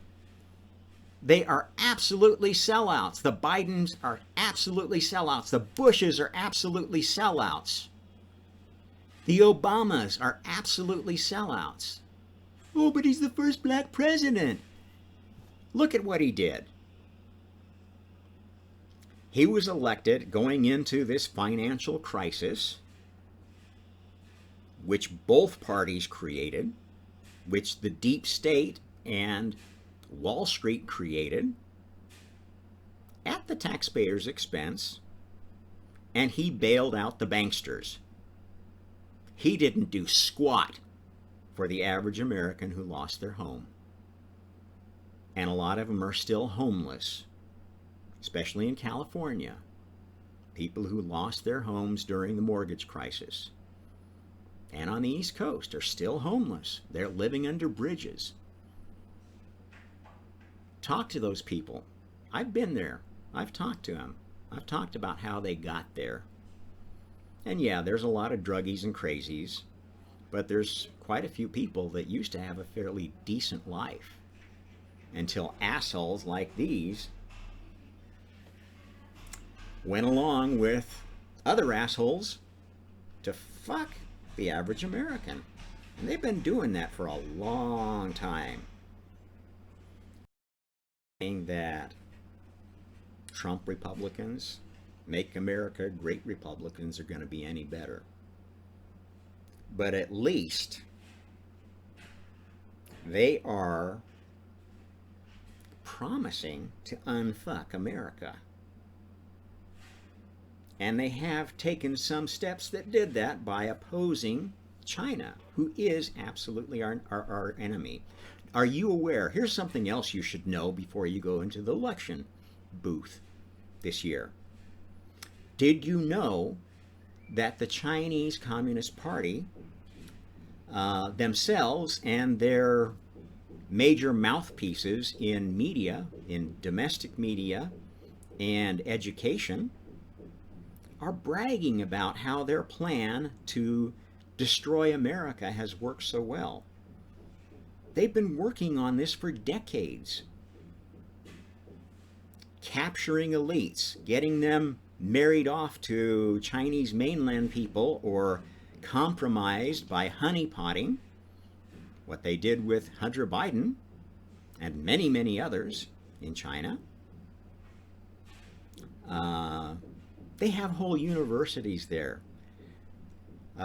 They call them normal universities, where all they teach is foreign languages and party doctrine. And they preferentially take poor but intelligent, bright people from the provinces who have been, raised from cradle up on communist propaganda and teach them to be the PR mouthpieces of the party. They become the guides and escorts of foreign visitors. They are encouraged to marry foreigners and move back to their foreign country with them and move up the value chain in that country.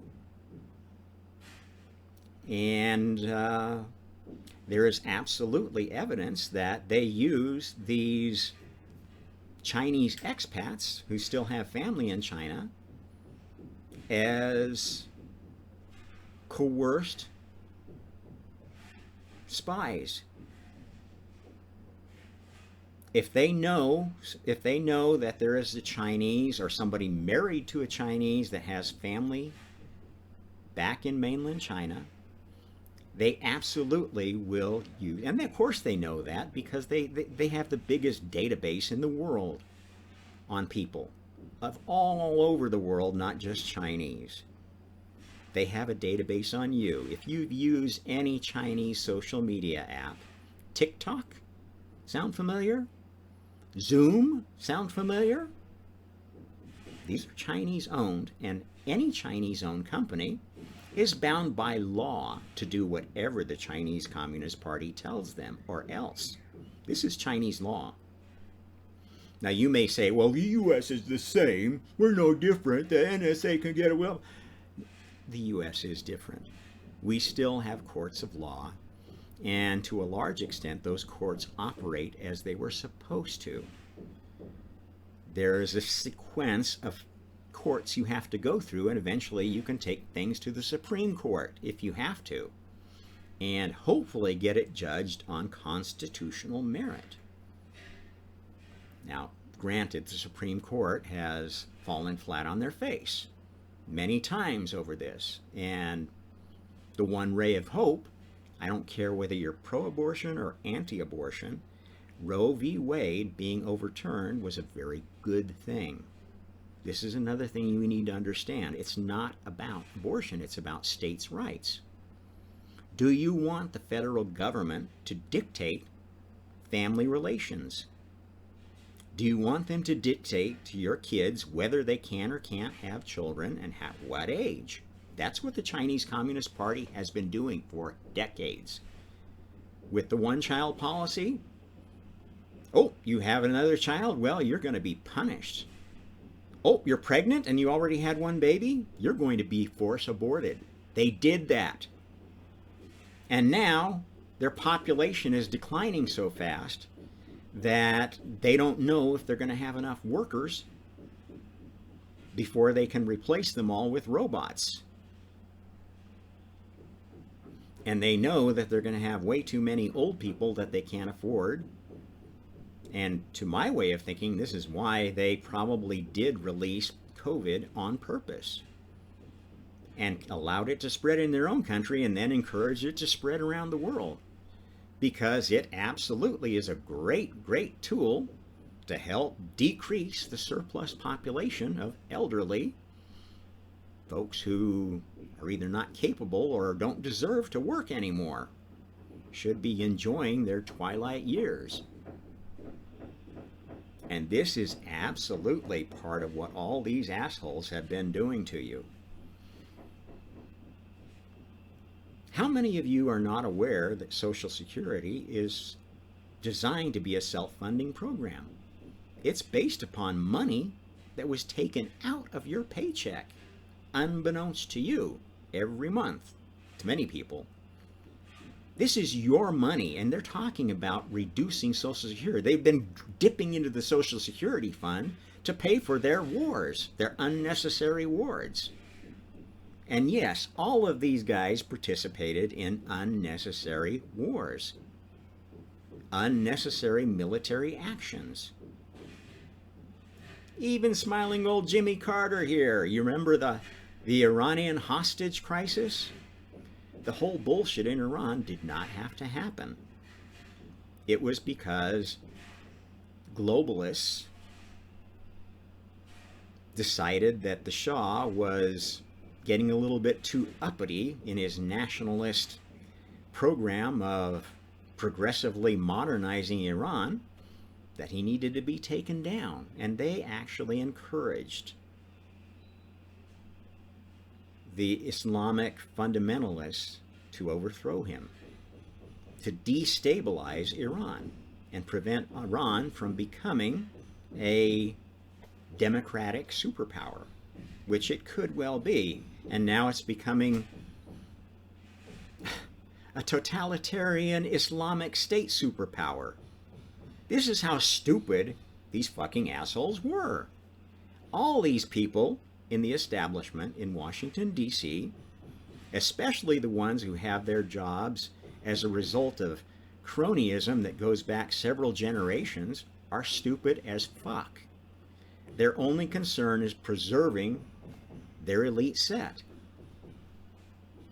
And this is another reason you should consider voting Republicans. Most of these people that are running now, a large fraction of the Trump Republicans are people who've never been in politics before, but who were inspired by some of the good that happened during the Trump era to say, you know, no more of this. I'm gonna go get in there and try to do something. The Marjorie Taylor Greens, who you probably have been told is such a horrible, rotten, awful, awful, awful person.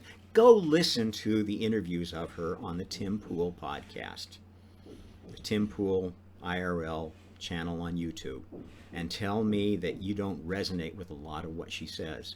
She exposes the dirt that goes on in Congress, where things get passed with a handful of people there because everybody is off fundraising and can't be bothered to come and actually do their fucking job. She exposes that bullshit, and that's why all of the old guard in Congress hate her. That's why she's being bad-mouthed in the press, because they hate her exposing the corruption that goes on in Washington, the sad state of our government. Now, that doesn't mean that we should tear the whole shit down. That just means we should replace all these dinosaurs with somebody that's going to try to do the right thing, somebody that has actually studied the Constitution and thinks, you know what, that might work if we could just get rid of all these dinosaurs in the media, the celebrity PR arm of the globalist, crony globalist elite. And this is what this election is actually about. And what makes it so spiritual is that, as I have been telling you, the truth of God is that God is the first creator, not the only creator. He came up with the idea of co-creating the multiverse, letting all the children have a part in making what we have, for better or worse.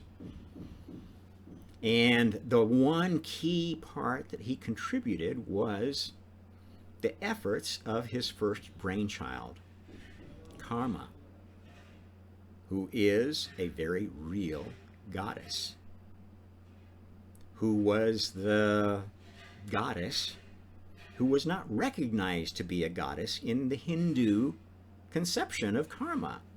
This is where the Hindus were so stupid, they didn't even realize that Karma was the great goddess, not, I don't know, what Parvati or whoever they worship as the Kali, as the great goddess of the Hindu pantheon. That's fucking bullshit. Kali's a bitch. Everybody who knows anything about Kali knows Kali the Destroyer, right? Karma is the great goddess. She later became known as Athena, the goddess of wisdom in the Greek pantheon, as Sophia, the Holy Spirit of wisdom in the Christian, Gnostic Christian traditions. Zoe is another name given to her. In the late Roman era, she was given the name, a goddess personification, as justice, as equity. I've shown you in the segment I did on that features a look at Roman coins and how the banality of totalitarianism as tracked through coinage as Catholicism took over the Roman Empire. Towards the end of the empire, pantheism was actually becoming more like what it needs to be now, where ideas were embodiments of gods and goddesses, not thunderbolt wielding gods of thunder or gods of the sun or gods of this or that. That's bullshit. That's old god stuff. The new gods will be the gods of ideas. This is why humanity was created. To develop karma to the point that we start creating gods and goddesses who have passed the test of karma. Reincarnation and karma are there for your own good, to make sure nobody gets to be a god that doesn't deserve it. Now, there are a lot of people who think they're gods of humanity, human gods, of materialist gods incarnate, and many of these people behind me kind of think along those lines. I'm the god because I was a professor at a university, and I was a public activist, and overnight I became so good at everything that I was elected president with absolutely no experience. I was elected president because I was son of Daddy, and Daddy was a big guy in the CIA that knew a lot of dirt on everybody, and sort of became Reagan's designated successor when kind of Reagan went off the rails and went a little bit senile on our party. These guys, a peanut farmer. How does a peanut farmer get elected president? I love Jimmy Carter for a lot of the work he does, the public service work and stuff like that, but he had no business being a president. He was way out of his depth. He was a figurehead, in over his head, who basically did what he was told until he couldn't do it anymore. He refused, and he was a one-term president because he wouldn't step over certain lines that they told him to step over, and I admire him for that. But he didn't actually accomplish anything in his one term to stop the steamrolling of the establishment deep state. And that's what's got to happen in the U.S. It's got to happen at the same time as we have got to oppose communist China, who is absolutely all raring to go for another world war. And there are many people in the establishment of the West, the Wall Street set, the Davos set, who want a war too because their crimes are being exposed day by day. Their ties to China, their ties to causing the pandemic, their ties to this Great Reset, which is basically build back better. What does that say to you? Build back better. You're going to destroy everything and think you're going to replace it with something better. This is what it's all about. This is what the Biden regime has been doing, destroying America. So these globalists of the WEF and Davos set can come back and build it back better. We're going to build a green country. Well, this is something else you need to know about climate change. You've been hearing so much about green technology, wind power, solar power, battery-powered cars. You need to learn something about these technologies. Where does wind power get generated? By these big wind turbines. Do you know how those turbines work? Well, turbines are basically engines. They're turned, the turning mechanism is the wind. But that turning mechanism has to basically turn gears and pulleys and another system, mechanical system, that causes electricity to be generated. That system uses incredible amounts of heavy metals, hydrocarbons, plastics. Did you know all plastics require petrochemicals to make? Every single plastic bottle is the result of a processing of petrochemicals. The pollution of gas cars is a very minor piece of global warming. A small piece. Why? Because we've been working for years on things more efficient and less polluting. That's what catalytic converters are all about. The technology of a gas-burning car is much more advanced than the technology of a Tesla. Using lithium batteries. Lithium is an incredibly poisonous material. It's poisonous to get out of the ground.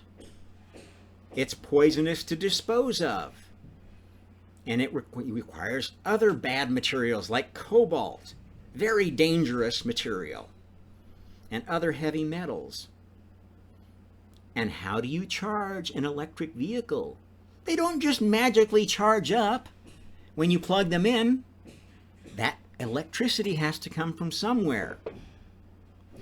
The number one source of electricity worldwide is still coal-fired plants. And China is building coal-fired plants faster than ever because of its energy needs, because it's manufacturing all these so-called green vehicles, green technology. The solar panels come from China. Why? Because you can't manufacture solar panels environmentally safely in the US without making them 10 times as expensive as the ones produced in China by slave labor. And absolutely most of China's labor is slave labor. The government has that much control over everybody that every year they actually tell students how many of them get to go to college, where they get to go to college, what they're going to study, and when they get out, they tell them where they're going to work or if they're going to have a job. This is how a totalitarian state works. This is what these bastards are all working to give you. What the Biden regime is trying to bring you is totalitarian rule of the US. That's behind every one of these so-called progressive initiatives. That's why they want to pay kids to go to college, so they can tell them what to study, where to study, what professors are politically correct, which ones are going to be politely fired.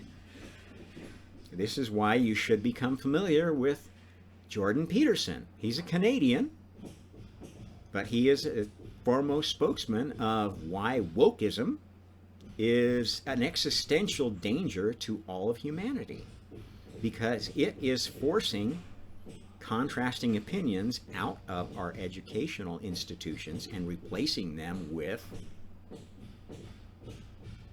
neo-Marxist indoctrination. Neo-Marxism is a modification of the original Communist Manifesto Marxist vision of the simplistic idea of, well, let's break humanity into oppressor and oppressed, the bourgeoisie and the proletariat. The bourgeoisie are people that have money, and are fairly successful, and the proletariat are the people that don't have enough money and want to destroy everybody that does have money. This was the original idea behind Marxism, and it worked in the USSR, it worked in Russia because the Russian peasant was that oppressed under Tsarist Russia, and especially after World War I, devastated their economy. And it worked in China because they had become so devastated by World War II and by the Japanese invasion. Now, the Chinese Communist Party will say, oh no, it's because of the century of shame when the West conquered us and they were abusing us. Well, let me tell you, it's not abuse to pay a country for a 100-year lease on Hong Kong. It's not abuse to pay a country for a concession in Shanghai. That's what the concessions were in Shanghai. The Western enclaves in Shanghai, where you can go to Shanghai. The Bund was the German concession. The French concession is still called the French concession.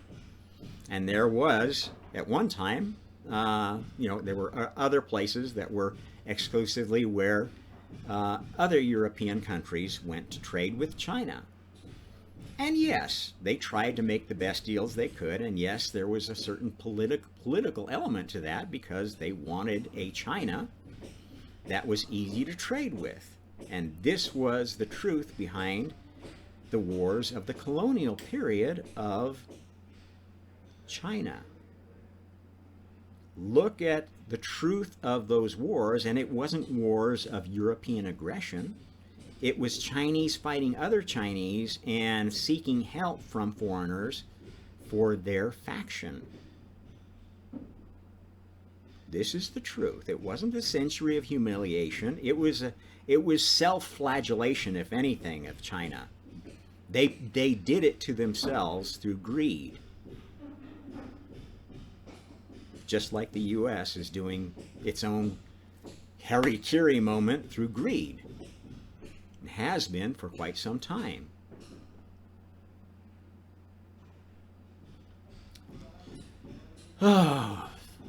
Anyway, so if you bought into this idea of East is better than West, oh, if we just all love, peace, and oneness, everybody is one, cosmic oneness, this is bullshit, absolute bullshit. And this is the spiritual arm of the globalist communist movement. This is why people spouting this nonsense are allowed a free platform, and people who have a little bit different take on the truth of religion are banned, are being deplatformed and taken off. I know I've been shadow banned for my political beliefs, for my spiritual beliefs, because I am not mainstream. I am telling you what I know is the truth. And the truth is that we are at a crux. We are at the end of days. End of a day, not all days. This is the stupidity of the biblical version of creation. To think that anything was created perfect in 7 days, 6 days, and then God got to go off to the golf course because it was so perfect. This is insane. This is absolutely stupid theology. It's a theology that serves the elite. And that's why it was allowed to stand the way it is in the Bible. The Bible is not gospel. No book is gospel. It all gets respelled, redone.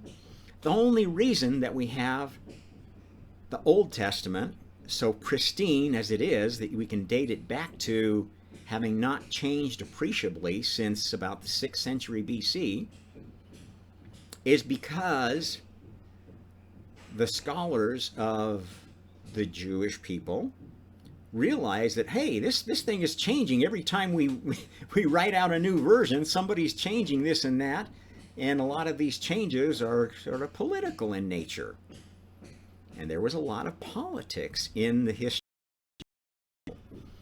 The two twin kingdoms, the 12 tribes. This whole story is very political. And the Bible, the Old Testament part of it, existed before it was codified in the Torah. And the codes were put in that people are showing, well, see, this must be true because they predicted this or they predicted that. They put this code or that code in it. And we're still finding codes that people say, well, that's proof that this is, inspired scripture. And there's probably some truth to that. This is how synchronicities work. This is how truth gets encoded in falsehood. And there's a lot of good stuff in the Bible, but there's a lot of falsehood. Creation is still ongoing, and it does sort of happen in days. The days of creation correspond to major versions of karma, because karma is like the brainchild of God. Okay? And the way creation works is, if you want to prove your idea as any kind of a soul, from, Joe Blow to God himself, you have to physically incarnate, take the bitter pill of the latest version of reincarnation and karma, and work your way back to godhood through experiencing your idea implemented up close and personal. And this is what's been happening. The seventh day of creation is the day that God decided, you know what? I think karma's mature enough that I'm going to let her loose and let her run things for a while. And I'm going to sit back and I'm just going to reincarnate and go live the life of an average soul. See what I learn in the process. Until I see that karma has learned enough through her real experience running this universe that she really deserves a coming out party, if you will. Exposing her for who she is, who she's been. This is what I'm doing with my teaching, my preaching, is telling you about karma, how she developed.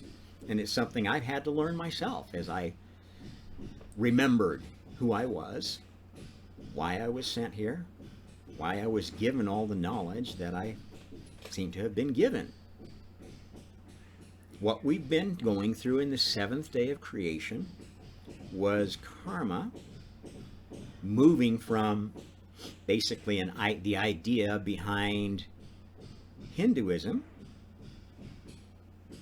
which is, arguably the old religion, the old pre-flood religion that has retained the most truth of the time before.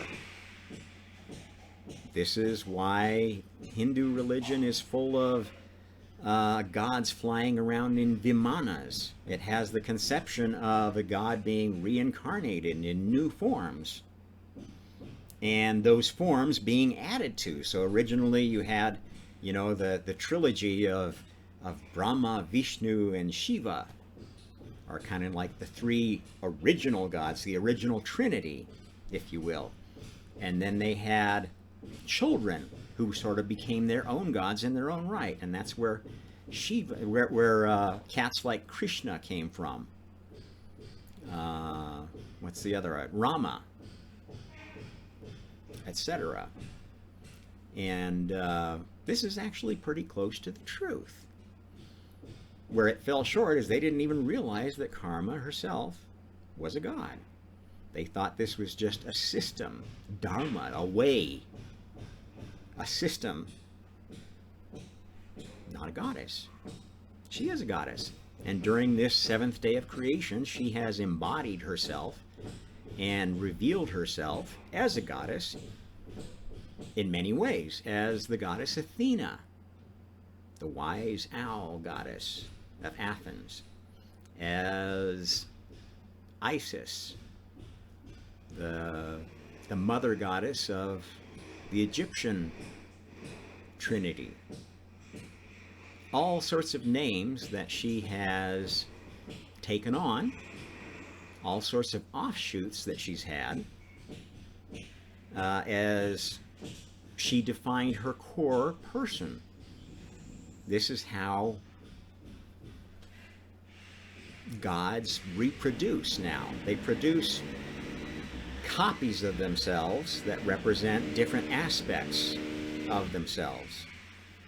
All the goddesses that we know of have developed from this karma goddess. All of the gods that we know of have developed from the first creator, the one who had the idea that started the Big Bang, which is not one universe, but two universes, joined at the hip, as it were, a universe and anti-universe pair. And what we're going through, in physics terms, is the event that is going to finally split this pair. This is God's universe, God's brainchild universe. God's not owning this universe. He has his own universe to do experiments in, as do all gods. This is like the shared prime universe of all creation. All the best ideas got integrated over here. All the worst ideas got integrated over here. This is Borg's universe.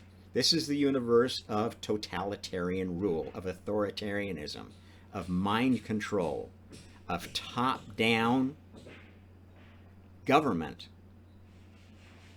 This is what we're fighting here, folks. This last battle is about these universes splitting and the souls of humanity being challenged to go down one path or the other. And there's not just two paths anymore, because we have a multiverse of universes now.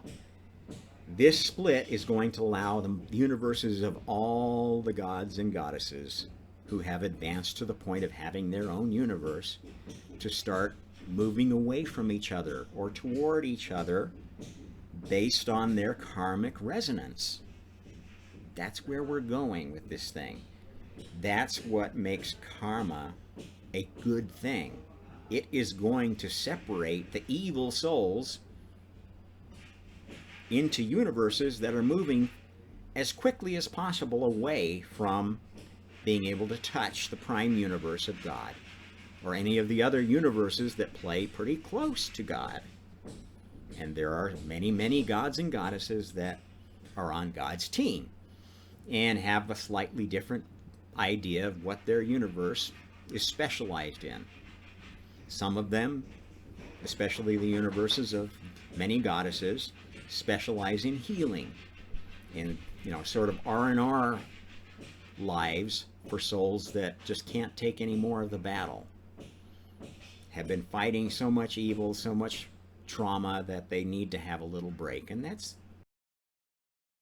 to the extent that it doesn't disconnect you completely into this fantasy world of rainbows and fairy tales and everything's going to be perfect if you just bow down to the good witch Glinda. The yellow brick road image of heaven is a dark one. Okay? If you think the good witch or the Wizard of Oz, the almighty wizard, is going to solve your problems, you are essentially worshiping a Borg idea of perfection. If you think one group, one ideology, one party, one world government having all the power is going to solve all the problems, you are a useful idiot of Borg thinking. And your soul will not be welcome to humanity after this event is over. Next time you die and you reincarnate, you're going to find you go to a very different heaven than you were expecting to have, no matter what religion you are, or if you are an atheist. Your next life experience is going to be different than you expected. And you are going to be offered a very different set of choices about what incarnation vehicle, what universe you're going to get to incarnate in next. Most of you are not coming back to God's universe. Many of you are going to be coming back to Borg's universe, Borg's Earth, the dark Earth where authoritarians take over everything. And you get to see the one world government, the new world order in action, and you get to see Orwellian utopia up close and personal. Total mind control, total mind fuck. Every day you're told what to think, how to think, what to do, where to work, how long you can work, when you're no longer useful and you get turned into Soylent Green. Some of you are going to see that world. Maybe even in this life. Maybe you've already had your last incarnation before you're already in the Borg universe. Some of you are, like I have in my life, flipping back and forth between universes. This is what is known as the Mandela effect. And people who have experienced it on a personal level know what I'm talking about. You've had these moments where you were on the highway and it seemed like you blacked out for some period of time. You don't know what happened. Maybe it's like, wow, I was so zoned out. I could have gotten in 20 accidents during this time. But somehow I didn't. I'm here. Or, some disease will cause you to go into a coma and you'll have a near-death experience. And you're like, wow, something happened there that was paranormal. That either fit or challenged my spiritual beliefs I had before that. And somehow made a fundamental change to where I'm going in the future. If you've not experienced that, well, it's not my fault. And it doesn't mean other people aren't experiencing that. Anybody who has had a personal, deep spiritual experience knows what I'm talking about. No matter what religion they are of, no matter what their beliefs are.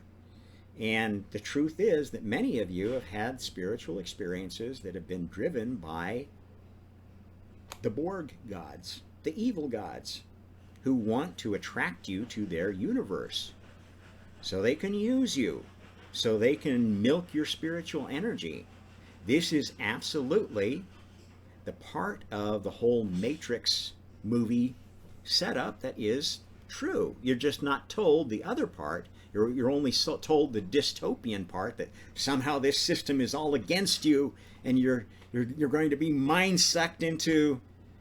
This serves the bad guys because it only tells part of the story. The other part of the story is there are universes that work close to God where you're finally going to be able to get some of the freedom, creative freedom that you've always wanted, because now you don't have to be competing with dark souls so much because they're all over in these other universes.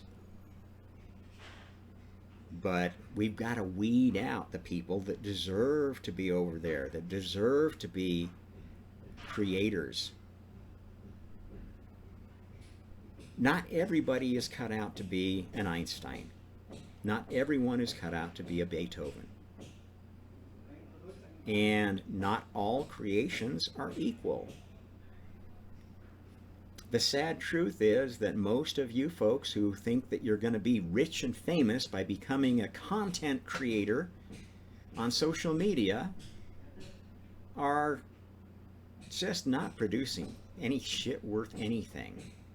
If you think you're making clever memes, especially political memes, and you're going to be rich and famous because you're so good at meme making, I'm sorry, you're not going to be welcome in God's universe. God's universe is for responsible creators. Responsible creators don't hide dual use technology. They don't hide the dark side of what they're selling. Okay? They don't create like global megacorporations create drugs that have a small set of side effects down here that you never hear about and have all these incredible benefits that never actually get delivered on.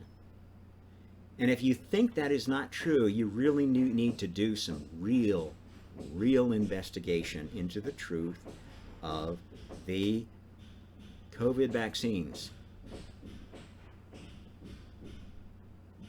especially the mRNA technology. You need to find out who Robert Malone is. He is not a far-right conspiracy theorist. He is, in fact, one of the key inventors of mRNA technology. And he is being actively suppressed by the same media that is telling you that Trump is dangerous. Ooh, so horrible. He told you to swallow bleach for COVID. How stupid is that? Bullshit. He was actually sharing real news that he'd been hearing and saying, well, we should consider this. I'm going to say a dirty word that's probably going to get me banned, but I'm going to say it because it needs to be said. Ivermectin, HCQ, vitamin D, zinc. I'm not going to say what context I'm saying those words in. We'll see if I get banned anyway. But if you have not researched those words and how important they have been to the political discussion, the health discussion in the past 2 years, you are not intelligent enough or well informed enough to vote. You don't deserve to vote in this coming election because you are a programmed, useful idiot.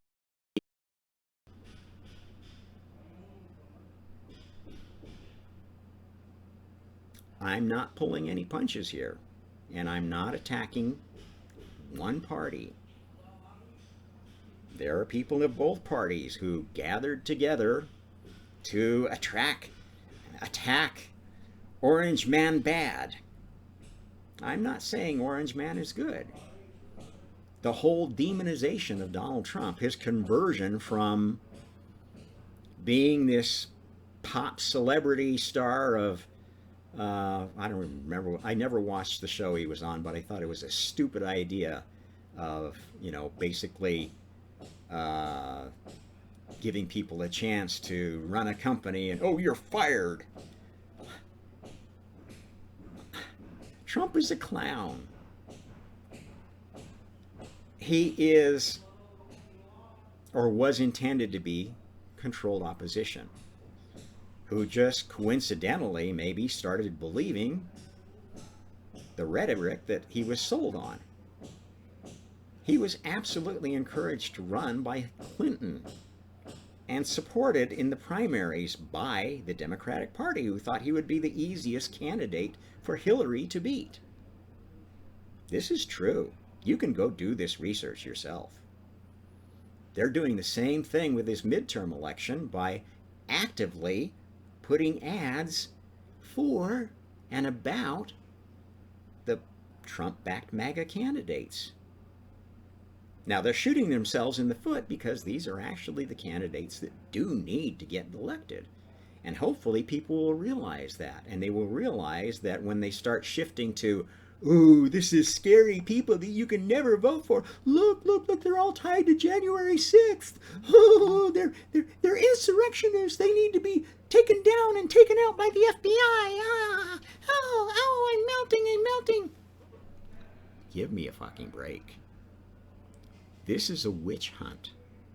It's a very sophisticated witch hunt that they are trying to get the American people to actively participate in.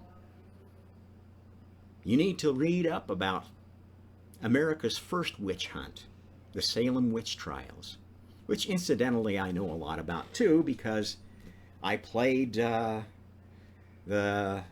lead prosecutor, the head of the establishment in the play The Crucible. I know a lot about witch hunts in America as a result of that experience. And what you are seeing is witch hunting. Who conducts witch hunts? Who started witch hunts? The Spanish Inquisition, that's who.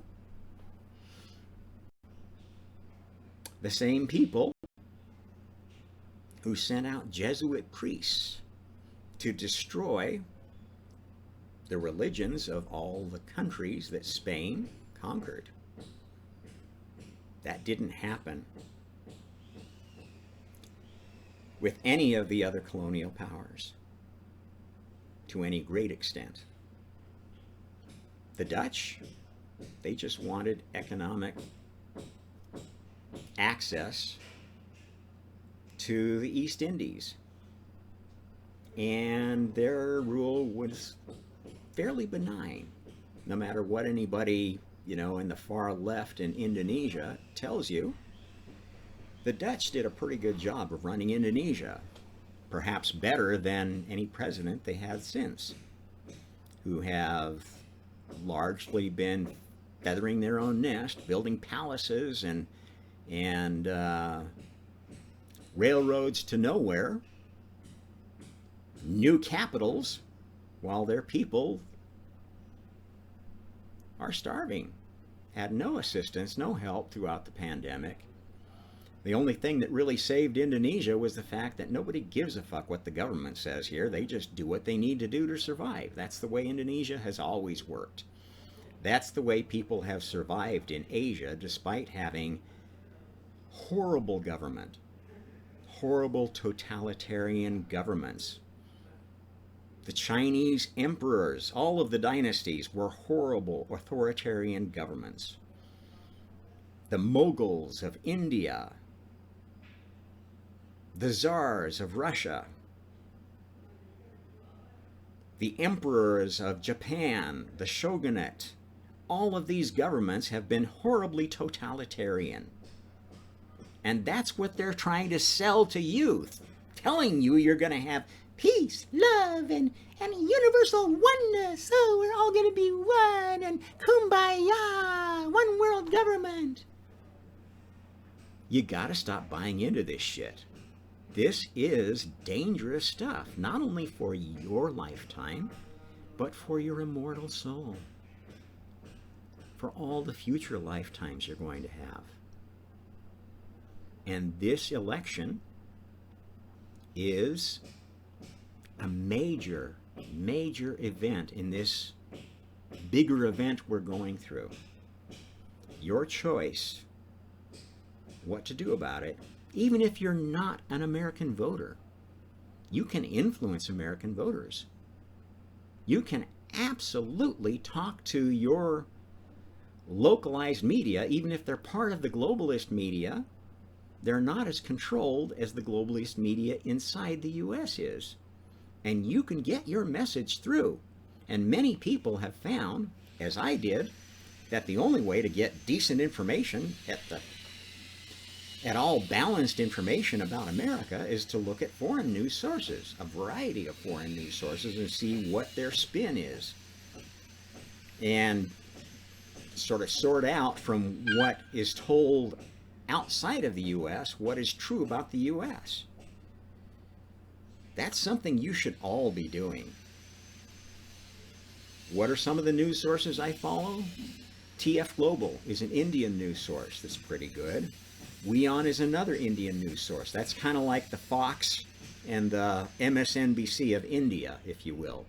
WION is a very it stands for World is One Network. That tells you where they're at on the globalist scale of things. TF Global is more of a nationalist Indian point of view. And I don't always agree with their content. I can see where it is very India first. Make India great again. essentially. But they're good sources to get more balanced and truthful coverage of the U.S. because a lot of times their version of globalism or their version of nationalism tells a truer version of what's going on in America. Same is true of Korean news. They don't have so many English language outlets as others. Chinese English language news is all state propaganda. It's all complete bullshit from an enemy, a declared enemy of the U.S. So don't listen to anything that comes from mainland China. If you want to hear truth about China, go to Epoch Times, which is not, contrary to what Wikipedia tells you or anybody else says, it is not a far-right news organization. It is fairly pro-conservative, real conservative, fairly pro-liberal, real liberal, classical liberal. One of their top commentators is a guy named Josh Phillips. Consider a classic conservative who believes in classical liberalism. He's a very interesting guy to listen to. Roman Balmakov is another guy that has wonderful content over there and is much more balanced than you are led to believe. NTD is another name they operate under. New Tang Dynasty, that stands for. It's also affiliated with the Epoch Times, and you'll be told that, oh, this is tied to the Falun Gong, and they're just anti-Chinese and spreading all sorts of bullshit about China that's not true. It is all true. Falun Gong practitioners who are actually neo-Buddhist in their ideas. They're kind of peace, love, universal tolerance, everybody do what you want and believe what you want. They believe in practicing Qigong for health and mental health as sort of a spiritual practice. I don't do that myself. I haven't found it useful.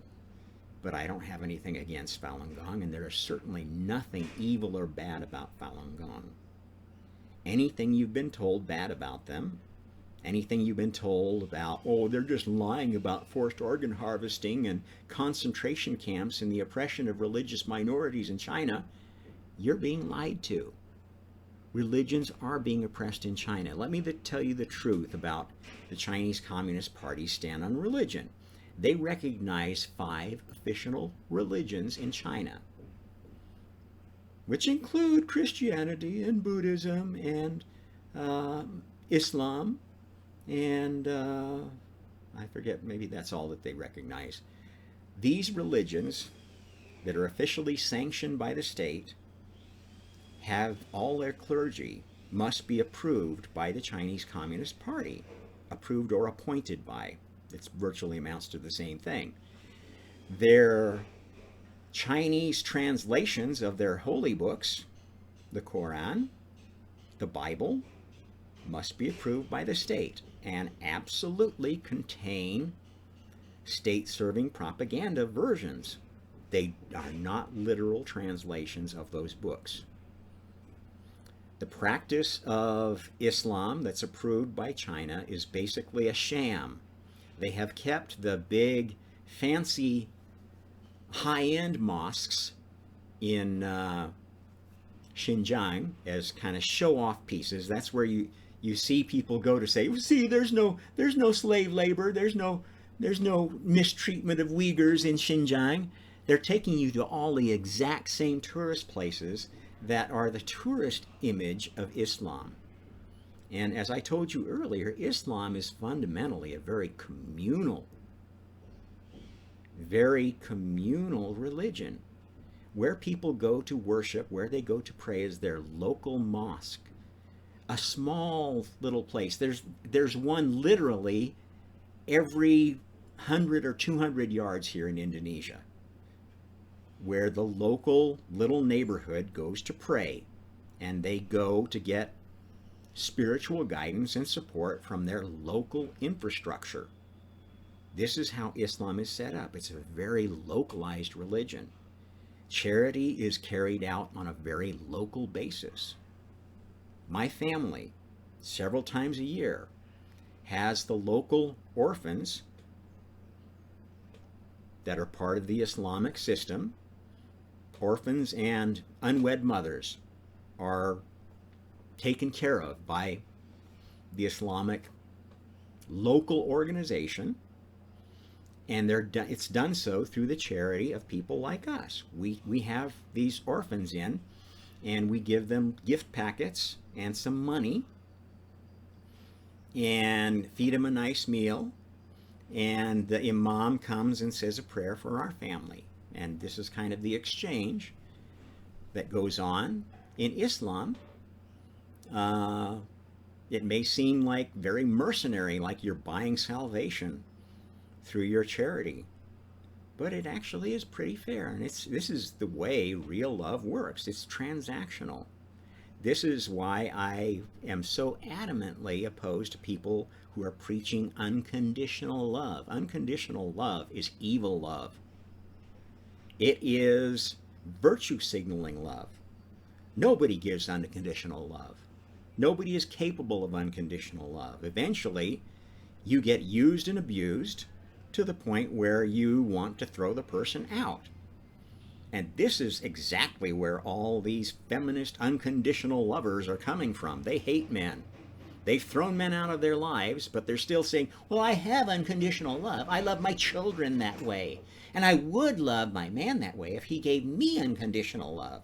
These people are fucking crazy. They are narcissists. And this narcissistic way of thinking has been encouraged for over 100 years in commercial media. And this is absolutely largely an American problem. A problem created by Hollywood celebrity, created by American TV, which was the leader in commercial programming. And that's what it is. It is programming. Not just the advertisements. The entire thing is all programming. These popular miniseries that you're getting off Netflix or HBO or Amazon Prime, or you used to get from the major networks, NBC, ABC, CBS, even public PBS, indeed, is commercial. And it all serves political purposes. Nothing gets out on any of those platforms that isn't a politically approved message by the person that paid the most to have that content featured. And who has the most money? Chinese billionaires of the Chinese Communist Party or their families, and globalist billionaires of the World Economic Forum and Davos set. These are the people that are buying your eyeballs. They're telling you how to vote, what to think. They created the Trump monster, who's either a messiah or a anti-messiah. It's like the perfect boy who cried wolf. You can cry wolf or sheep and point at Trump, and you've got somebody saying, yeah, let's go get him.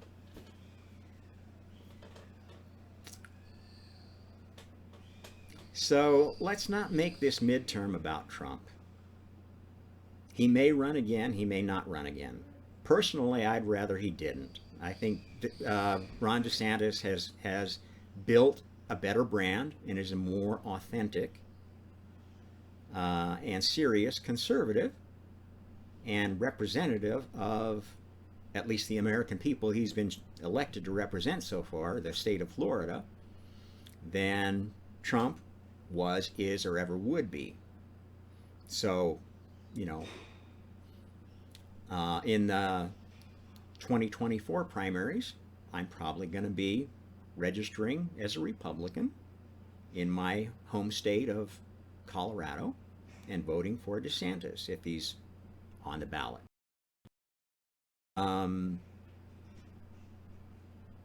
I personally will never, ever, ever vote for a Democratic candidate again. The DNC is so fucking corrupt. They cannot possibly recover. They have been that way since their beginning. They will always be that way. They do not have real primaries. They do not. They select the candidates ahead of time and ensure they get elected. This is the way the Democratic Party has always worked and continues to work wherever they have uniparty stranglehold on politics, which is all the major cities and most of the most populous states, California, New York, etc. They are not going to change their ways. The Republican Party, for better or worse, because it stands for small government and states' rights, is always going to be the better choice.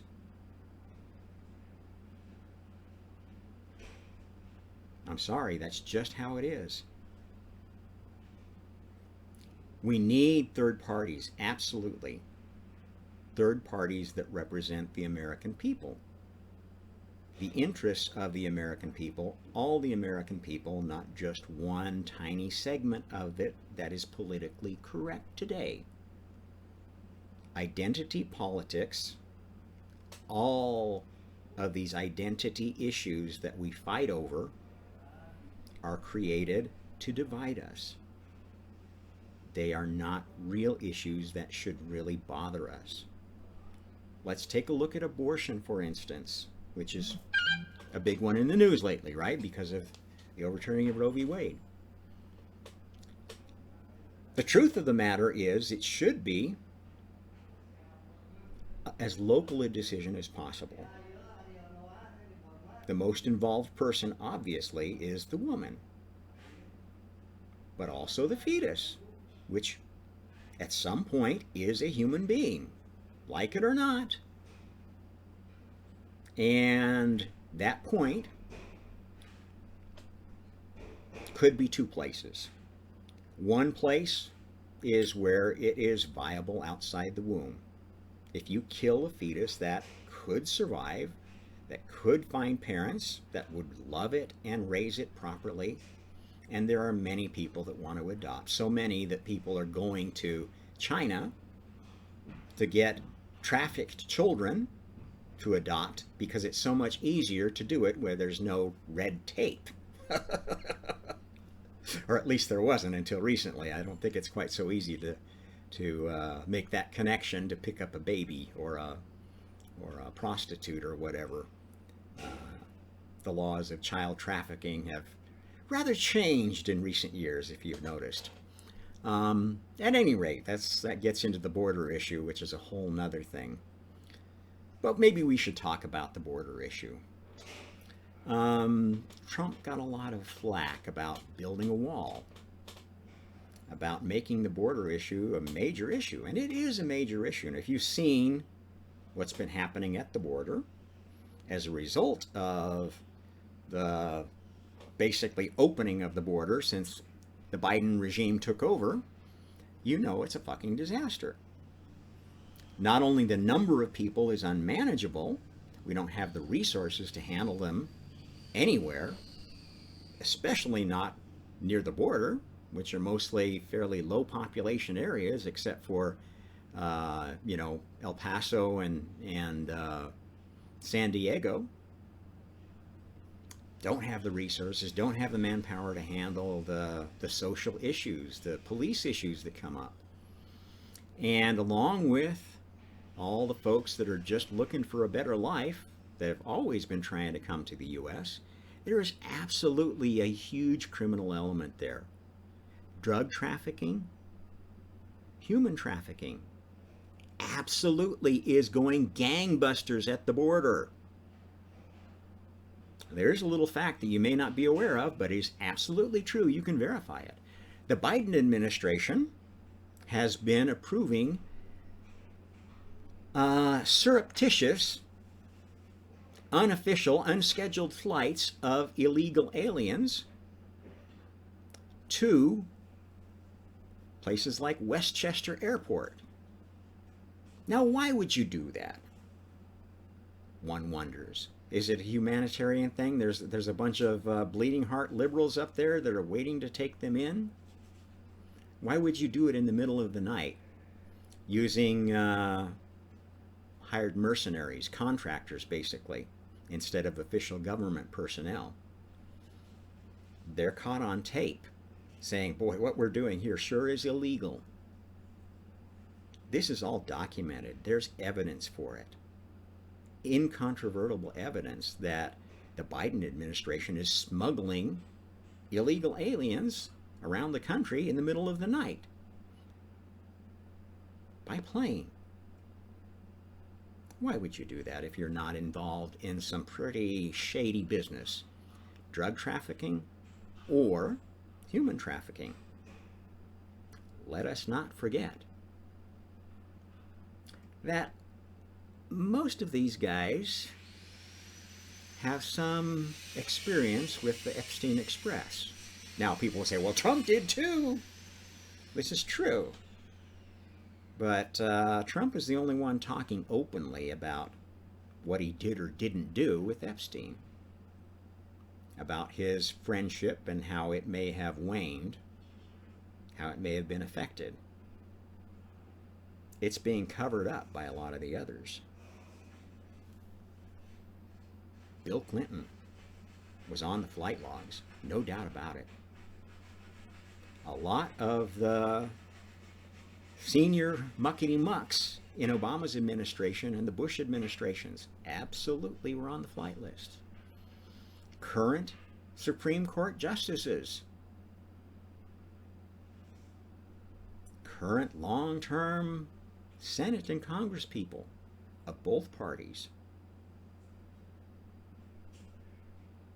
The border issue is a huge issue, and it is a drug trafficking and it is a human trafficking issue.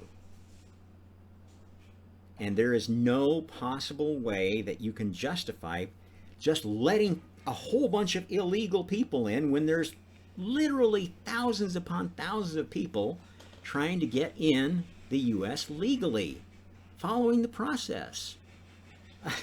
My ex, back in Colorado, is renting a room to a very nice lady from Indonesia. Interesting coincidence, since I live in Indonesia now. So, you know, she's always talking, when we talk once in a while, and she's talking about what she hears from her Indonesian renter, who is still on a green card after being in the U.S. for, I think she's been in the U.S. for over 10 years and been struggling, trying any way she can to get citizenship, and just finding block after block at every turn. And it is to the point where she's so frustrated with the legal citizenship process that she's ready to move back to Indonesia. And yet you've got people streaming over the border, undocumented illegal aliens coming and now collecting benefit. They assign them Social Security numbers by the order of the Biden administration when they come over. This is true. Look it up. If you support this kind of insane lack of immigration policy, this double system of immigration, which mirrors the double-tiered system of justice that we have, that protects an asshole like Hunter Biden and goes after people who were wandering around the Capitol and got caught up in January 6th by accident, you are absolutely a useful idiot who has no business voting in this midterm election. You are dumb as dirt. And I don't mind telling you that. And I will tell it you again and again and again. Anyway, I've gone a little over on this one, but I just had to do it. And I hope somebody will watch it and somebody will listen to me with an open mind and an open heart and an open soul, because it's your soul that's most at risk. If you vote for the party of totalitarianism, of tyranny, you will be voting your soul away from God's island at the end of this life. And that is a promise. That is a guarantee. I can't prove it, but I guarantee that's what you'll experience when this life is over. So think really hard and careful how you use your vote, or misuse it, or don't use it. Because this is the most important election that you will ever get a chance to participate in as an American, or to influence as a citizen of the world. So, for the Omnist Hour, I hope you enjoyed that. Like, share, subscribe, and tune in again for the next episode. Thanks for tuning in.